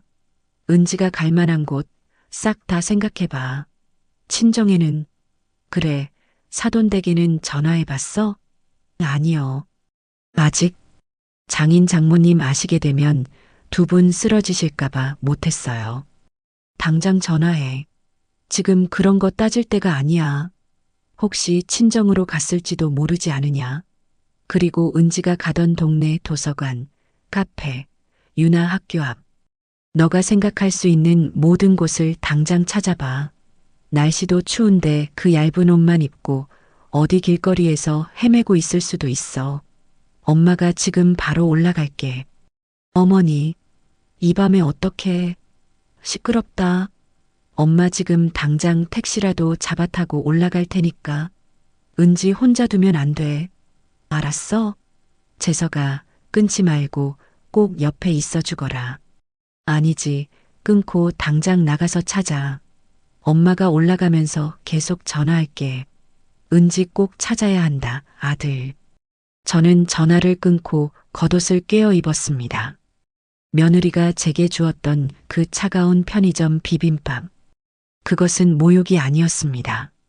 그것은 그 아이가 세상에 혹은 제게 보낸 마지막 구조 신호였을지도 모릅니다. 그리고 저는 그 신호를 가장 잔인하고 오만한 방식으로 짓밟아 버렸습니다. 저는 어둠을 뚫고 대문 밖으로 아랫마을 큰 길로 뛰쳐나갔습니다. 어떻게든 서울 가는 차를 잡아야 했습니다. 저는 겉옷을 깨어 입을 경황도 없이 방금 전 타작을 마치고 돌아와 입고 있던 작업복 조끼 바람으로 대문 밖으로 뛰쳐나갔어요. 흙먼지 날리는 시골길은 가로등 하나 없어 한 치 앞도 보이지 않았죠. 제 신발이 집신인지 고무신인지 분간도 되지 않더라고요. 발목이 꺾일 뻔한 것을 몇 번이나 용케 버텨내며 아랫마을 큰 길로 2차선 국도가 있는 곳으로 정신없이 달려갔습니다. 재석아, 은지야, 유나야. 이 한밤중에 전주 시골에서 서울 가는 택시를 잡는다는 것은 불가능에 가까운 일이었어요. 하지만 저는 멈출 수가 없었죠. 만약에라도 며느리가 제 모진 말과 그 잔인한 밥상에 마지막 남은 이성의 끈이라도 놓아버렸다면, 그래서 그 추운 밤거리를 헤매다 어디 구석에서 쓰러져 있기라도 한다면, 그렇다면 저는 그 아이를 그 지경으로 내몬 공범이나 다름없었으니까요. 내가 무슨 짓을 한 게냐. 서인숙, 이 멍청한 늙은이야. 하찮은 자존심 세우자고 서운함 풀자고 사람을 잡았구나. 사람을 잡았어. 얼마나 뛰었을까요? 폐가 터질 듯 아파오고 다리가 풀려 주저앉을 즈음 저 멀리서 트럭 한 대가 희미한 전조등을 밝히며 다가오는 것이 보였어요. 저는 염치도 체면도 없이 길 한가운데로 뛰어들어 두 팔을 휘저었습니다. 서시오. 제발 좀 서주시오. 기익 하는 날카로운 브레이크 소리와 함께 콩깻묵을 실어 나르는 낡은 트럭이 제 코앞에서 멈춰 섰어요. 창문이 열리고 욕지거리가 날아올 것이라 예상했죠. 아니, 이 할매가 지금 죽을라고 환장했소. 이 밤중에 서울 가야 합니다. 제발 전주역이든 고속버스 터미널이든 제발 좀 태워주시오. 돈은 달라는 대로 드리리다. 우리 며느리가 지금 제 몰골이 어땠는지는 모르겠어요. 아마도 귀신에 홀린 사람 같았겠죠. 땀과 눈물로 범벅이 된 제 얼굴과 다급함을 넘어선 절박함에 트럭 기사는 한숨을 푹 내쉬더니 조수석 문을 쾅 하고 열어주더군요. 에이, 똥 밟았네. 타쇼? 뭔 일인지는 몰라도 사람 하나 살린다 셈치지. 어여 타쇼? 몇 가지만이요. 트럭에 올라타는 그 짧은 순간에도 다리가 후들거려 몇 번이나 헛디뎠지 뭐예요. 전주역으로 갑시다. 제일 빠른 기차 아니 이 시간에 기차가 있나? 아, 모르겠소. 일단 갑시다. 트럭이 덜컹거리며 출발하고 나서야 저는 겨우 아들에게 다시 전화를 걸 수 있었어요. 재석아, 엄마다. 은지는? 은지 찾았어? 어머니, 지금 밖이에요. 모르겠어요.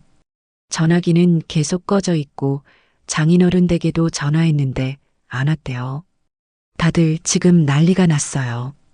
은지가 평소에 입던 코트도 가방도 다 그대로 두고 지갑 하나만 들고 나갔어요. 어머니, 저 어떡해요? 은지 어디로 간 걸까요? 정신 차려. 이놈아, 너가 지금 무너지면 어떡해. 은지가 평소에 가던 곳 전부 다 생각해봐. 엄마가 올라가면서 계속 전화할게. 은지 꼭 찾아야 한다, 아들. 트럭은 고맙게도 저를 전주역 앞에 내려주더군요. 하지만 제 예상대로 이 늦은 밤에 서울로 가는 기차는 이미 끊긴 후였죠. 텅 빈 대합실에는 노숙인 몇 명과 저처럼 발을 동동 구르는 사람들 뿐이었어요. 안 된다. 아침까지 기다릴 수 없어. 이 추위에 그 얇은 옷만 입고 밖에서 밤을 샌다면 정말 큰일 난다. 저는 다시 역 밖으로 뛰쳐나갔습니다.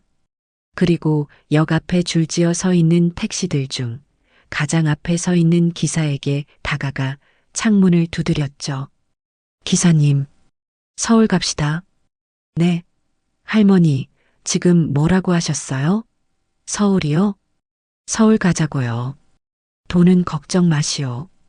20만 원 아니, 30만 원 아니, 40만 원이라도 드릴 테니 제발 지금 당장 출발해 주시오.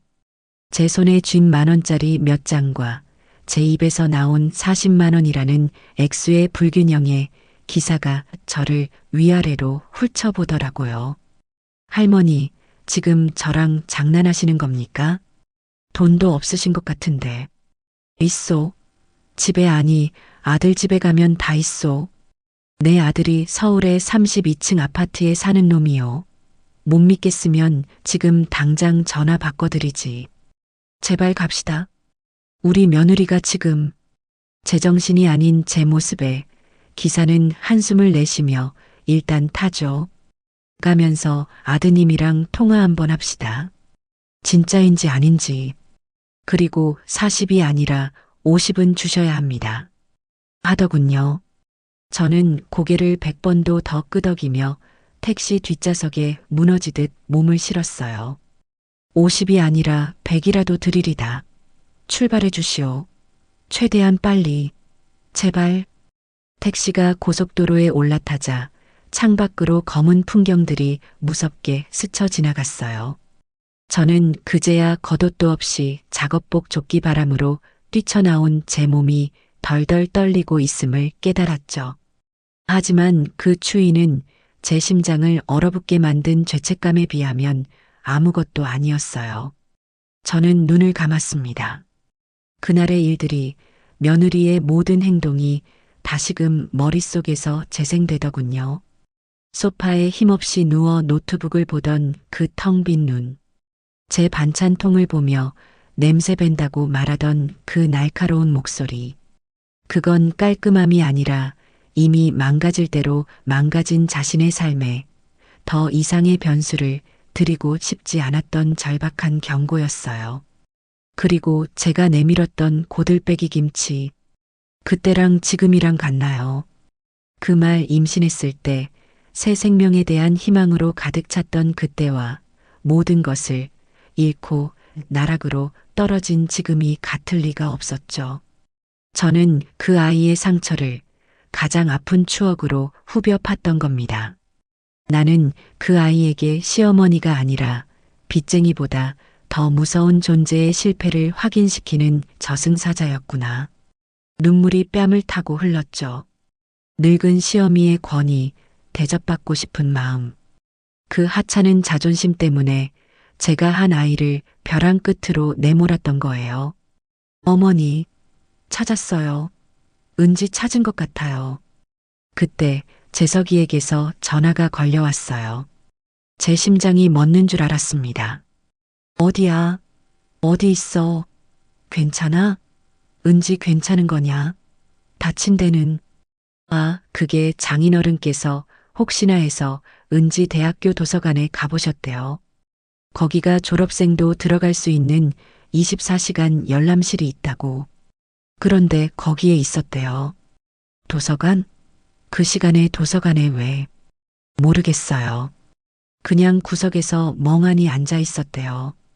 휴대전화도 꺼놓고 아무 생각 없이 그냥 앉아만 있었대요. 지금 장인어른이 데리고 집으로 오고 계세요. 어머니 다행이에요. 정말 다행이에요. 길에서 쓰러진 게 아니라서 정말 다행이에요. 저는 수화기를 붙잡고 아이고 하느님 부처님 감사합니다.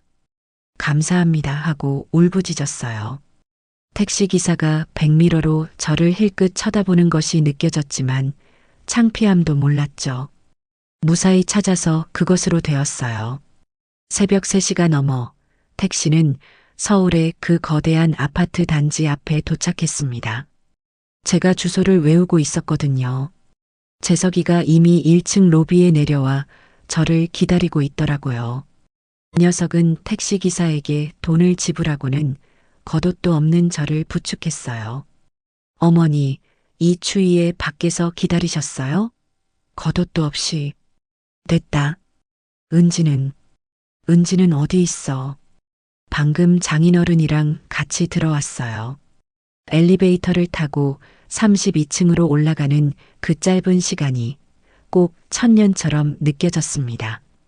현관문을 열고 들어서니 집안은 싸늘하게 식어 있었어요. 거실에는 사돈어른이 딸 가진 죄인처럼 고개를 푹 숙인 채 멍하니 서 계셨고 안방문은 닫혀 있었죠. 사돈어른이 저를 보더니 왈칵 무너지셨어요. 사부인 죄송합니다. 제가 자식을 잘못 키웠습니다. 제 빚 때문에 은지가 이런 몹쓸 짓을. 아닙니다. 사돈어른, 지금 그런 말씀 마시고 은지 상태는 좀 어떻습니까?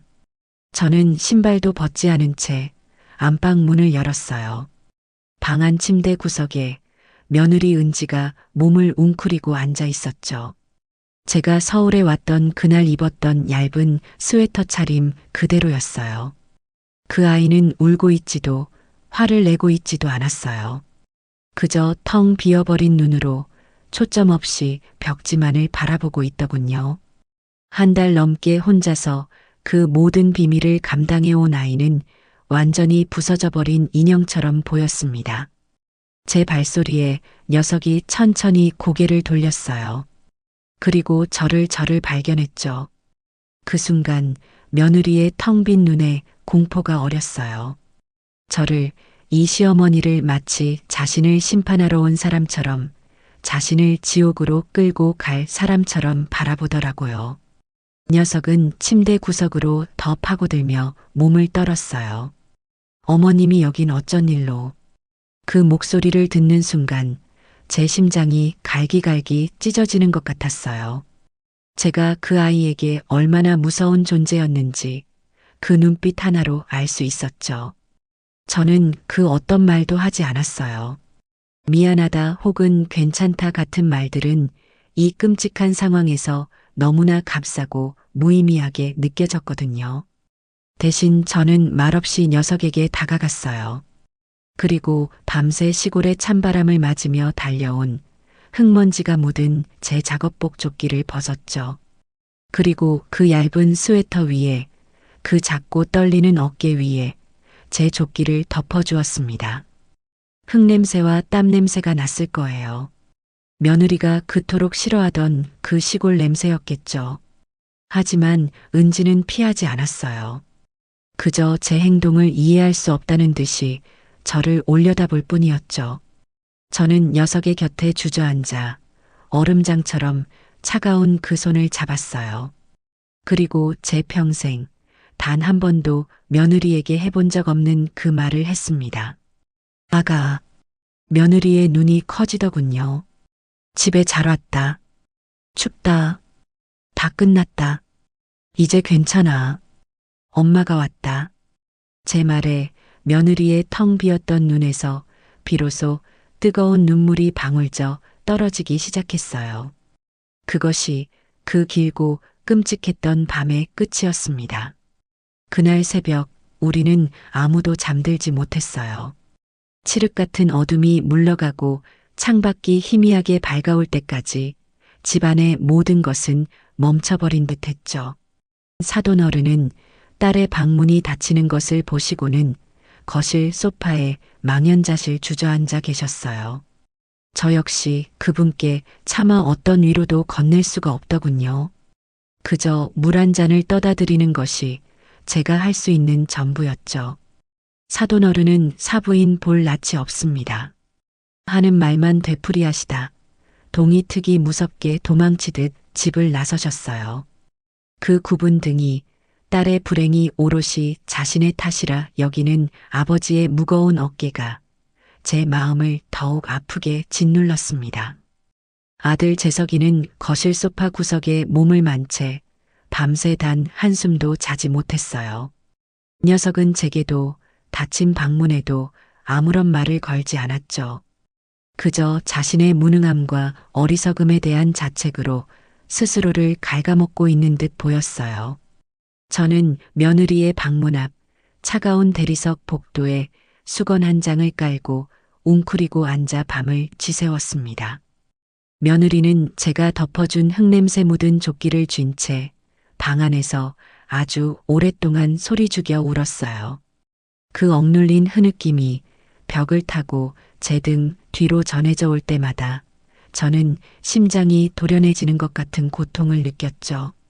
제가 던진 그 모진 말들, 제가 차려낸 그 잔인한 밥상을 떠올리며 저는 제 뺨을 수없이 내려치고 싶은 충동을 억눌러야 했어요.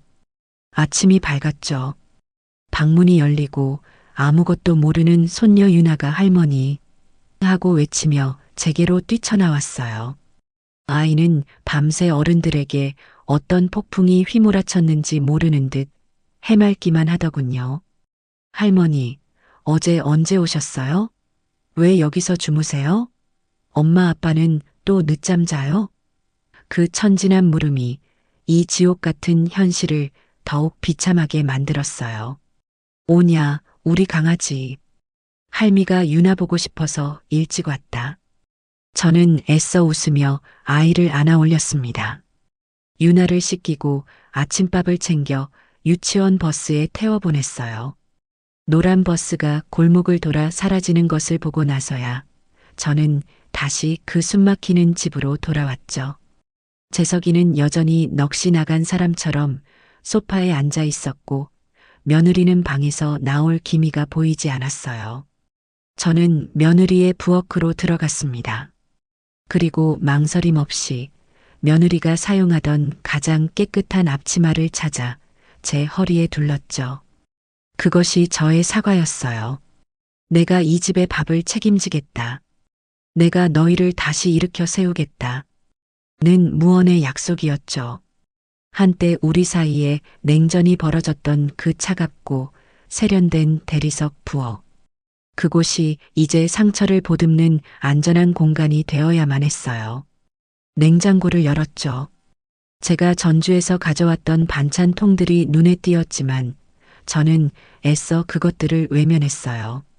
지금 그 아이에게 필요한 것은 과거의 잘못과 수치심을 떠올리게 하는 반찬이 아니었거든요. 저는 그저 쌀을 씻기 시작했습니다. 아무도 없는 정막으로 가득했던 집안에 사락사락하고 쌀 씻는 소리가 고요하게 울려 퍼졌어요. 그 평범하고 일상적인 소리가 마치 멈춰버린 것만 같았던 이 집안의 시간을 아주 조금씩, 아주 느리게 다시 흐르게 하는 것 같았죠. 저는 쌀을 푹 퍼지게 끓여 흰죽을 쑤었어요. 소금 간도 하지 않은 그저 쌀의 단맛만 우러난 밍밍한 죽이었죠. 그리고 가장 부드러운 달걀 몇 개를 풀어 체에 곱게 걸러 새우젓으로 간을 맞춘 달걀찜을 만들었어요. 시원하고 맑은 콩나물국도 끓였습니다. 아무것도 묻지 않고 그저 따뜻하고 속을 달랠 수 있는 음식들을 만들어 식탁에 올렸어요. 재석아, 밥 먹어라. 입맛이 없어요, 어머니. 입맛이 없어도 먹어. 너까지 쓰러지면 이 집은 누가 일으키냐? 은지는, 유나는 누가 지켜? 어서 숟가락 들어. 저는 아들의 손에 숟가락을 쥐어주었죠.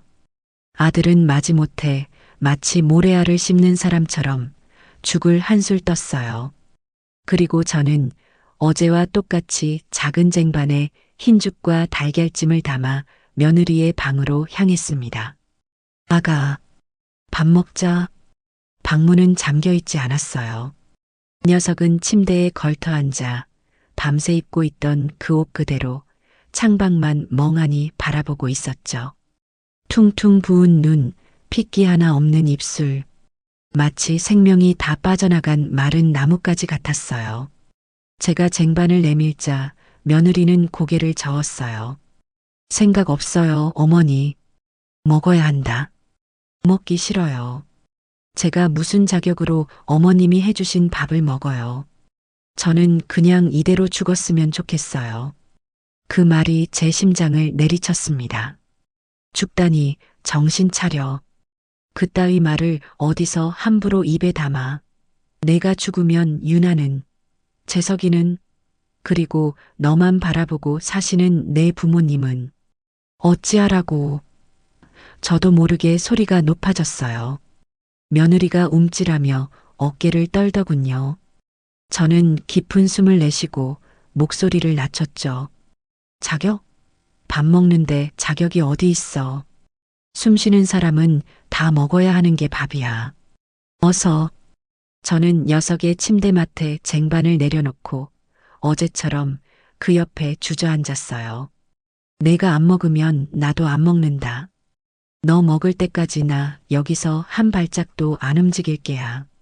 이 밥이 식어서 굳어버릴 때까지 나도 여기서 굶을 것이다. 그것은 협박이 아니라 간청이었어요. 제발 사람한 다오하는 늙은 시어미의 절박한 애원이었죠. 며느리는 한참을 쟁반과 저를 번갈아 보더니 이내 떨리는 손으로 숟가락을 들었어요. 그리고 죽 한 숟갈을 겨우 입에 넣었죠. 따뜻한 음식이 목구멍을 넘어가는 순간 녀석의 눈에 다시 눈물이 고이기 시작하더군요. 그 눈물은 참을 새도 없이 죽그릇 위로 뚝뚝 떨어졌어요. 짜요, 어머니. 죽이 너무 짜요. 짜긴 뭐가 짜. 소금 한 톨 안 넣고 끓였는데. 내 눈물이 짜겠지. 울지 말고 먹어. 먹고 울어. 울고 또 먹어. 그래야 살아. 사는 게 원래 그런 게다. 저는 녀석이 그 죽 한 그릇을 다 비울 때까지 묵묵히 그 곁을 지켰어요. 녀석은 죽반, 눈물 반으로 그릇을 겨우 비워냈습니다. 그 후 며칠 동안 저는 서울에 머물며 조용히 집안을 돌봤어요. 아들은 휴가를 냈고 며느리는 방 밖으로 나오지 않았죠. 저는 그저 삼시세끼 따뜻한 밥을 지어 각자의 방으로 날랐어요. 흰죽에서 콩나물 국밥으로 그리고 누룽지로 조금씩 간을 더하고 밥알을 더해갔죠. 아무것도 묻지 않았어요. 빚이 정확히 얼마냐, 앞으로 어쩔 거냐, 왜 남편한테 말하지 않았냐 같은 말은 단 한마디도 꺼내지 않았죠. 지금 그들에게 필요한 것은 해결책이나 문책이 아니라 그저 쉼없이 몰아쳤던 폭풍우를 피해 숨을 돌릴 수 있는 안전한 구멍이었거든요. 변화가 찾아온 것은 제가 서울에 온 지 나흘째 되던 날 저녁 무렵이었어요. 저는 그날도 어김없이 부엌에서 저녁을 짓고 있었죠. 시금치를 데쳐 무치고 굴비를 굽고 있었어요. 그 며칠 사이 냉장고 속 식재료가 다 떨어져 아들 녀석을 시켜 시장을 봐 오게 했지요. 그때 등 뒤에서 희미한 인기척이 느껴지더군요. 며느리 은지였어요. 녀석은 며칠 만에 세수를 했는지 헬쑥하지만 조금은 정돈된 모습으로 부엌 입구에 서서 제 뒷모습을 멍하니 바라보고 있었죠. 그 며칠간의 식사가 그 아이를 다시 일어설 수 있게 만든 모양이었어요. 제가 돌아보자 녀석은 움찔하며 고개를 숙였죠. 저 어머니 제가 도울게요. 저는 아무 말 없이 제가 묻히던 시금치 그릇을 녀석 쪽으로 밀어주었어요. 간 좀 봐라. 싱거우면 소금 좀 더 넣고. 며느리는 망설이다가 조심스럽게 다가와 젓가락으로 시금치 한 줄기를 입에 넣더군요. 맛있어요, 어머니. 간 딱 좋아요. 그래. 그럼 참기름이랑 깨 좀 뿌려서 마저 묻혀라. 나는 굴비 뒤집어야 하니께. 그렇게 우리는 나란히 서서 저녁을 준비했어요. 제가 굴비를 굽고 며느리가 나물을 무쳤죠. 따뜻한 물과 비누 거품, 지글지글 굴비 굽는 고소한 냄새, 그리고 그릇이 부딪히는 소박한 소음 속에서 굳게 닫혀있던 며느리의 마음이 아주 조금씩 열리기 시작하더군요. 함께 차린 저녁상에 며칠 만에 처음으로 세 식구가 마주 앉았어요. 재석이도 은지도 저도 말없이 밥만 먹었죠. 하지만 그것은 불편한 침묵이 아니었어요. 그것은 회복의 침묵이었죠. 살아있는 자들은 밥을 먹어야 한다는 엄숙한 의식을 치르는 것과도 같았습니다. 식사가 끝나고 설거지를 하던 때였어요. 제가 씻고 며느리가 젖은 그릇을 닦았죠.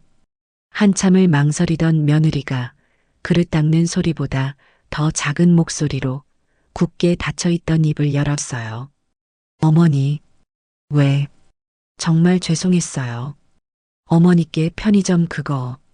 됐다. 그 얘기는 제가 말을 잘랐어요. 이미 지나간 일 끄집어내어 좋을 것 없다고 생각했죠. 아니요, 들어주세요. 제발, 제 말 한 번만 들어주세요. 며느리의 목소리는 간절했어요. 저는 그릇을 닦던 손을 멈추고 며느리를 바라봤죠. 저 정말 그날 제정신이 아니었어요. 해고 통보를 받고 눈앞이 캄캄한데 부모님 빚은 당장 다음 달부터 막을 길이 없고 남편한테는 말할 용기가 안 나고 그냥 모든 게 다 끝났다고 생각했어요. 제 인생이 그냥 여기서 끝났다고 생각했어요. 며느리의 목소리가 떨리기 시작했어요. 그런데 어머님이 오셨어요. 문을 여는데 어머님이 서 계셨어요. 저는 그 순간 모든 게 무너지는 것 같았어요. 어머님이 그 반찬들을 꺼내시는데 숨이 턱 막혔어요. 저 어머님 미워서 그런 거 아니에요. 정말이에요. 그냥 어머님의 그 정성이 저한테는 너는 왜 이 모양이냐고, 너는 왜 나처럼 자식한테 정성 하나 못 쏟느냐고 그렇게 저를 비난하는 것 같았어요. 저는 어머님이 너무 무서웠어요. 그래서 도망쳤어요. 어머니한테서도 제 현실에서도 제가 너무 못났죠? 잘 나가는 커리어 우먼인 척은 다 했는데 사실은 빈털터리 신세였어요. 빚더미에 올라앉은 그런 제 모습 들키기 싫어서 어머니께 더 못되게 굴었던 것 같아요. 정말 죄송해요. 저는 젖은 손으로 며느리의 등을 가만히 쓸어주었어요. 아니다, 얘야. 그리고 전주에서는 며느리는 전주라는 단어를 꺼내자마자 왈칵 눈물을 쏟았어요. 전주에서는 정말 죽고 싶을 만큼 창피했어요. 어머니가 그 즉석 요리들을 꺼내시는데 내가 여기서 벌받아 죽는구나. 그렇게 생각했어요. 어머니가 저를 얼마나 미워하실까, 얼마나 한심하게 보실까. 그 눈빛을 견딜 수가 없었어요. 그래서 다 거짓말했어요. 구조조정이라고. 그렇게라도 안 하면 제가 너무 비참해서 견딜 수가 없었어요. 저는 그제야 며느리의 손을 잡고 녀석을 돌려세워 마주 보았습니다. 은지야, 내 어머니, 내가 더 미안하다. 어머니, 사람 속도 모르고 내 서운한 감정만 앞세워서 내가 너를 더 힘들게 했다. 내가 벼랑 끝에 서 있는 줄도 모르고 내가 내 등을 떠밀었어. 어른답지 못했어. 시험이 이전에 같은 여자고 사람인데 내가 너한테 못쓸 짓을 했다. 정말 미안하구나. 제 진심 어린 사과에 며느리는 더 이상 참지 못하고 제 품에 안겨 아이처럼 울더군요. 어머니, 제가 잘못했어요. 제가 다 잘못했어요. 아니야, 아니야. 다 괜찮다, 다 괜찮아. 아가, 내가 살아 돌아왔으니 그것으로 다 괜찮다.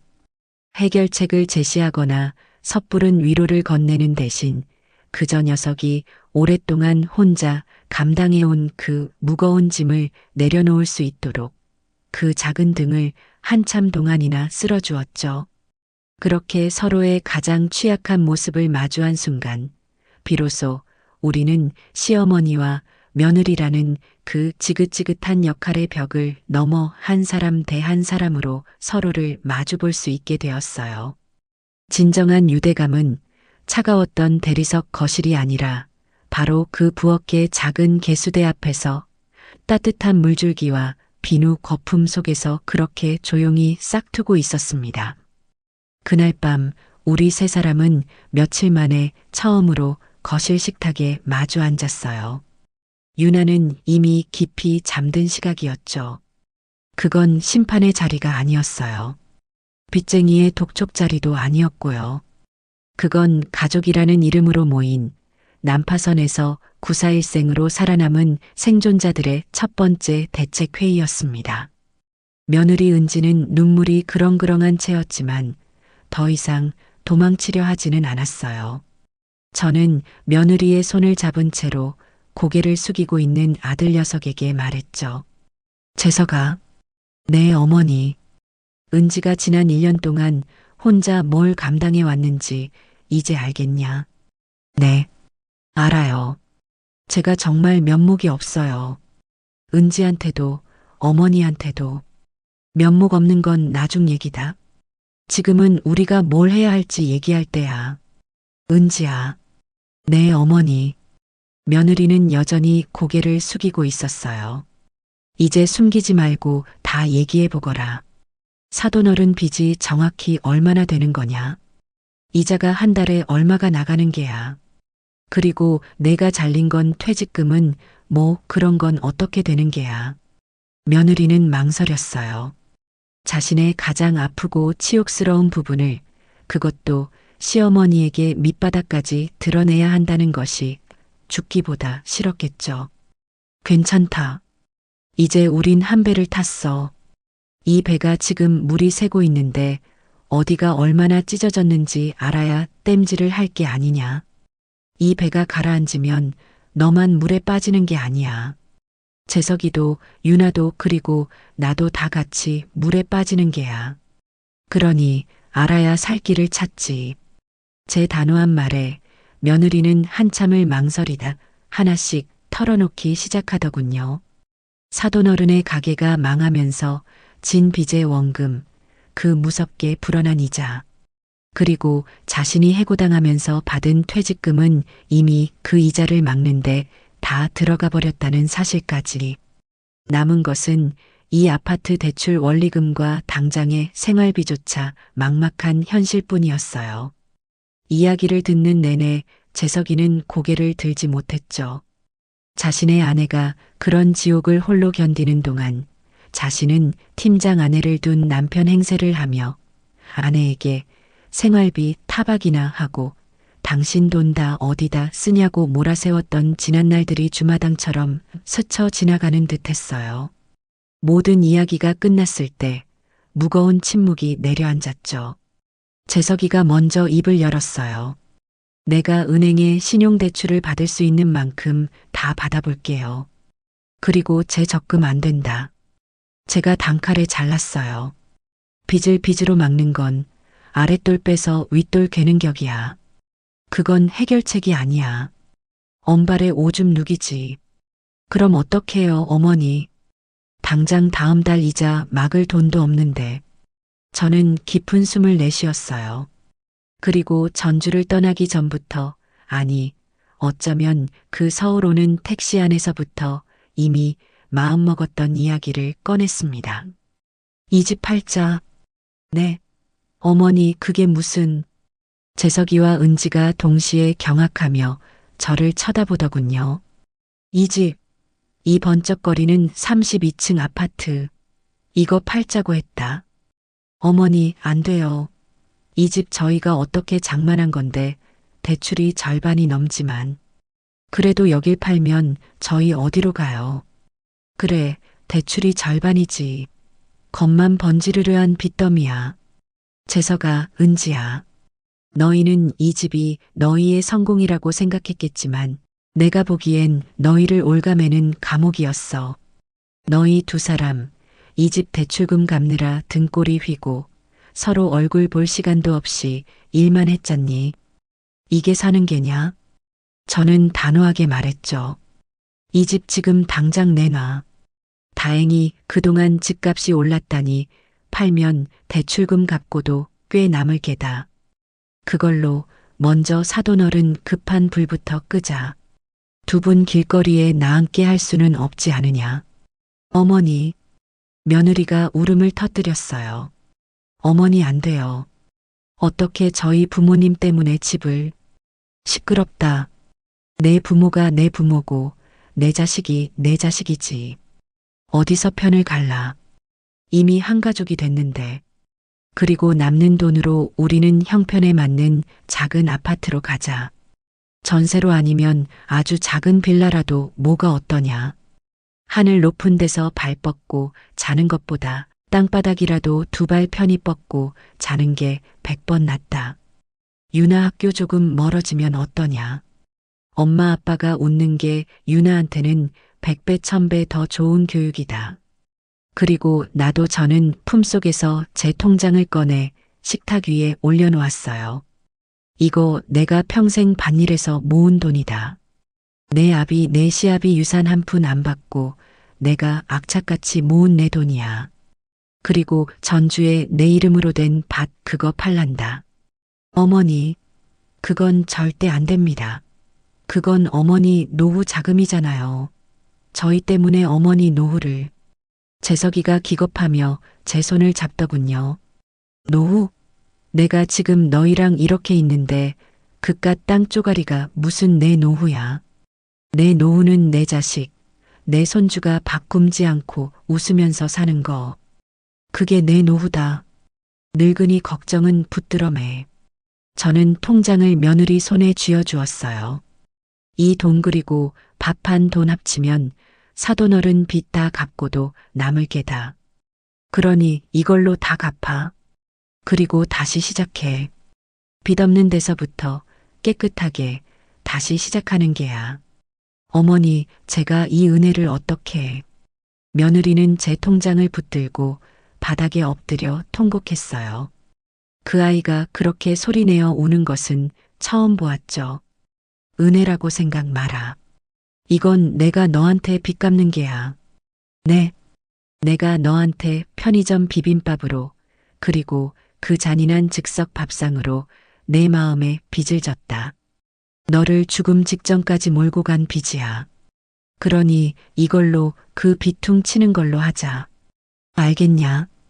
그날 밤 우리는 부둥켜 안고 한참을 울었습니다. 그것은 절망의 눈물이 아니라 다시 시작할 수 있다는 희망의 눈물이었어요. 몇 달의 시간이 흘렀죠. 위기는 마법처럼 사라지지 않았지만 우리는 이제 함께 그 문제를 헤쳐나가고 있었어요. 재석이와 제가 내놓은 돈으로 사돈댁은 다행히 집을 잃지 않고 모든 빚을 정리할 수 있었습니다. 두 분은 작은 분식 가게를 다시 시작하셨죠. 그리고 아들 내외는 그 하늘 높던 32층 아파트를 정말로 팔았어요.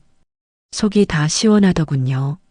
그들은 그 근처 조금 오래됐지만 햇볕이 잘 드는 낮은 층의 빌라로 이사했습니다. 대출금도 빚도 없는 오롯이 그들만의 보금자리였죠. 무거운 짐을 내려놓은 며느리는 이전보다 규모는 작지만 자신을 존중해주는 새로운 직장을 구해 즐겁게 일하고 있어요. 이제는 팀장이라는 직함 대신 은지라고 불리는 것을 더 좋아하게 되었죠. 야근도 없고 주말에는 온전히 가족과 시간을 보낸대요. 얼굴에 웃음이 돌아왔어요.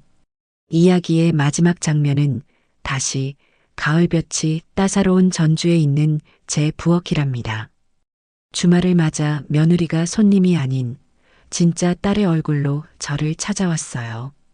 아들 재석이와 손녀 유나도 함께였죠. 우리는 마당에 돗자리를 펴고 나란히 앉아 정통 전주 비빔밥에 들어갈 나물을 다듬고 있었어요. 어머니, 시금치는 얼마나 데쳐야 해요? 아, 또 너무 익혔나 봐요. 물러졌어요. 이 녀석아, 내가 끓는 물에 소금 좀 넣고 살짝만 넣었다 빼라고 했지. 콩나물은 뚜껑 열지 말라고. 열면 비린내 난다고. 몇 번을 알려줘야 하니. 아, 맞다. 콩나물. 어떻게, 어머니. 나 또 뚜껑 열었네. 제가 핀잔을 주자 며느리는 서툰 솜씨지만 열심히 제 흉내를 내며 환하게 웃더군요. 그 웃음은 제가 서울에서 보았던 그 날카롭고 공허했던 웃음이 아니었어요. 괜찮아, 괜찮아. 비린내 좀 나면 어때? 우리가 먹을 건데. 아들 재석이가 마당에서 숯불에 고추장 불고기를 구우며 넉살 좋게 웃었어요. 따뜻한 밥 위에 며느리가 서툴게 무친 시금치, 비린내가 살짝 나는 콩나물, 제가 정성껏 볶은 고사리와 표고버섯, 형형색색의 나물을 정성껏 올리며 저는 우리가 단순히 음식을 만드는 것이 아니라는 것을 깨달았죠. 우리는 지금 우리 가족만의 새로운 조리법을 만들고 있는 것이었어요. 그 조리법에는 실직이라는 쓴맛도, 빚이라는 짠맛도, 그리고 서로에게 상처를 주었던 매운맛도 모두 담겨 있었죠. 하지만 그 모든 것을 감싸 안는 솔직함과 용서, 그리고 가장 중요한 재료인 서로의 곁을 지켜주는 든든한 마음이 듬뿍 담겨 있었습니다. 마침내 완성된 비빔밥을 앞에 두고 저와 며느리, 아들 재석이와 손녀 유나가 마루에 둘러앉았어요.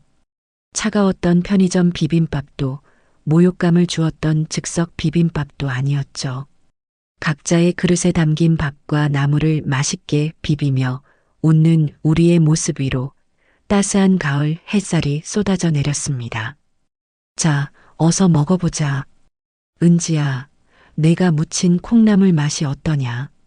며느리가 크게 한 숟갈 떠입에 넣고는 얼굴을 찡그렸어요. 아우, 진짜 비려요, 어머니. 이거 못 먹겠네. 푸아, 거봐. 내가 뚜껑 열지 말랬지. 우리는 비린내 나는 콩나물 비빔밥을 먹으며 그 어느 때보다도 크게 웃었습니다. 마침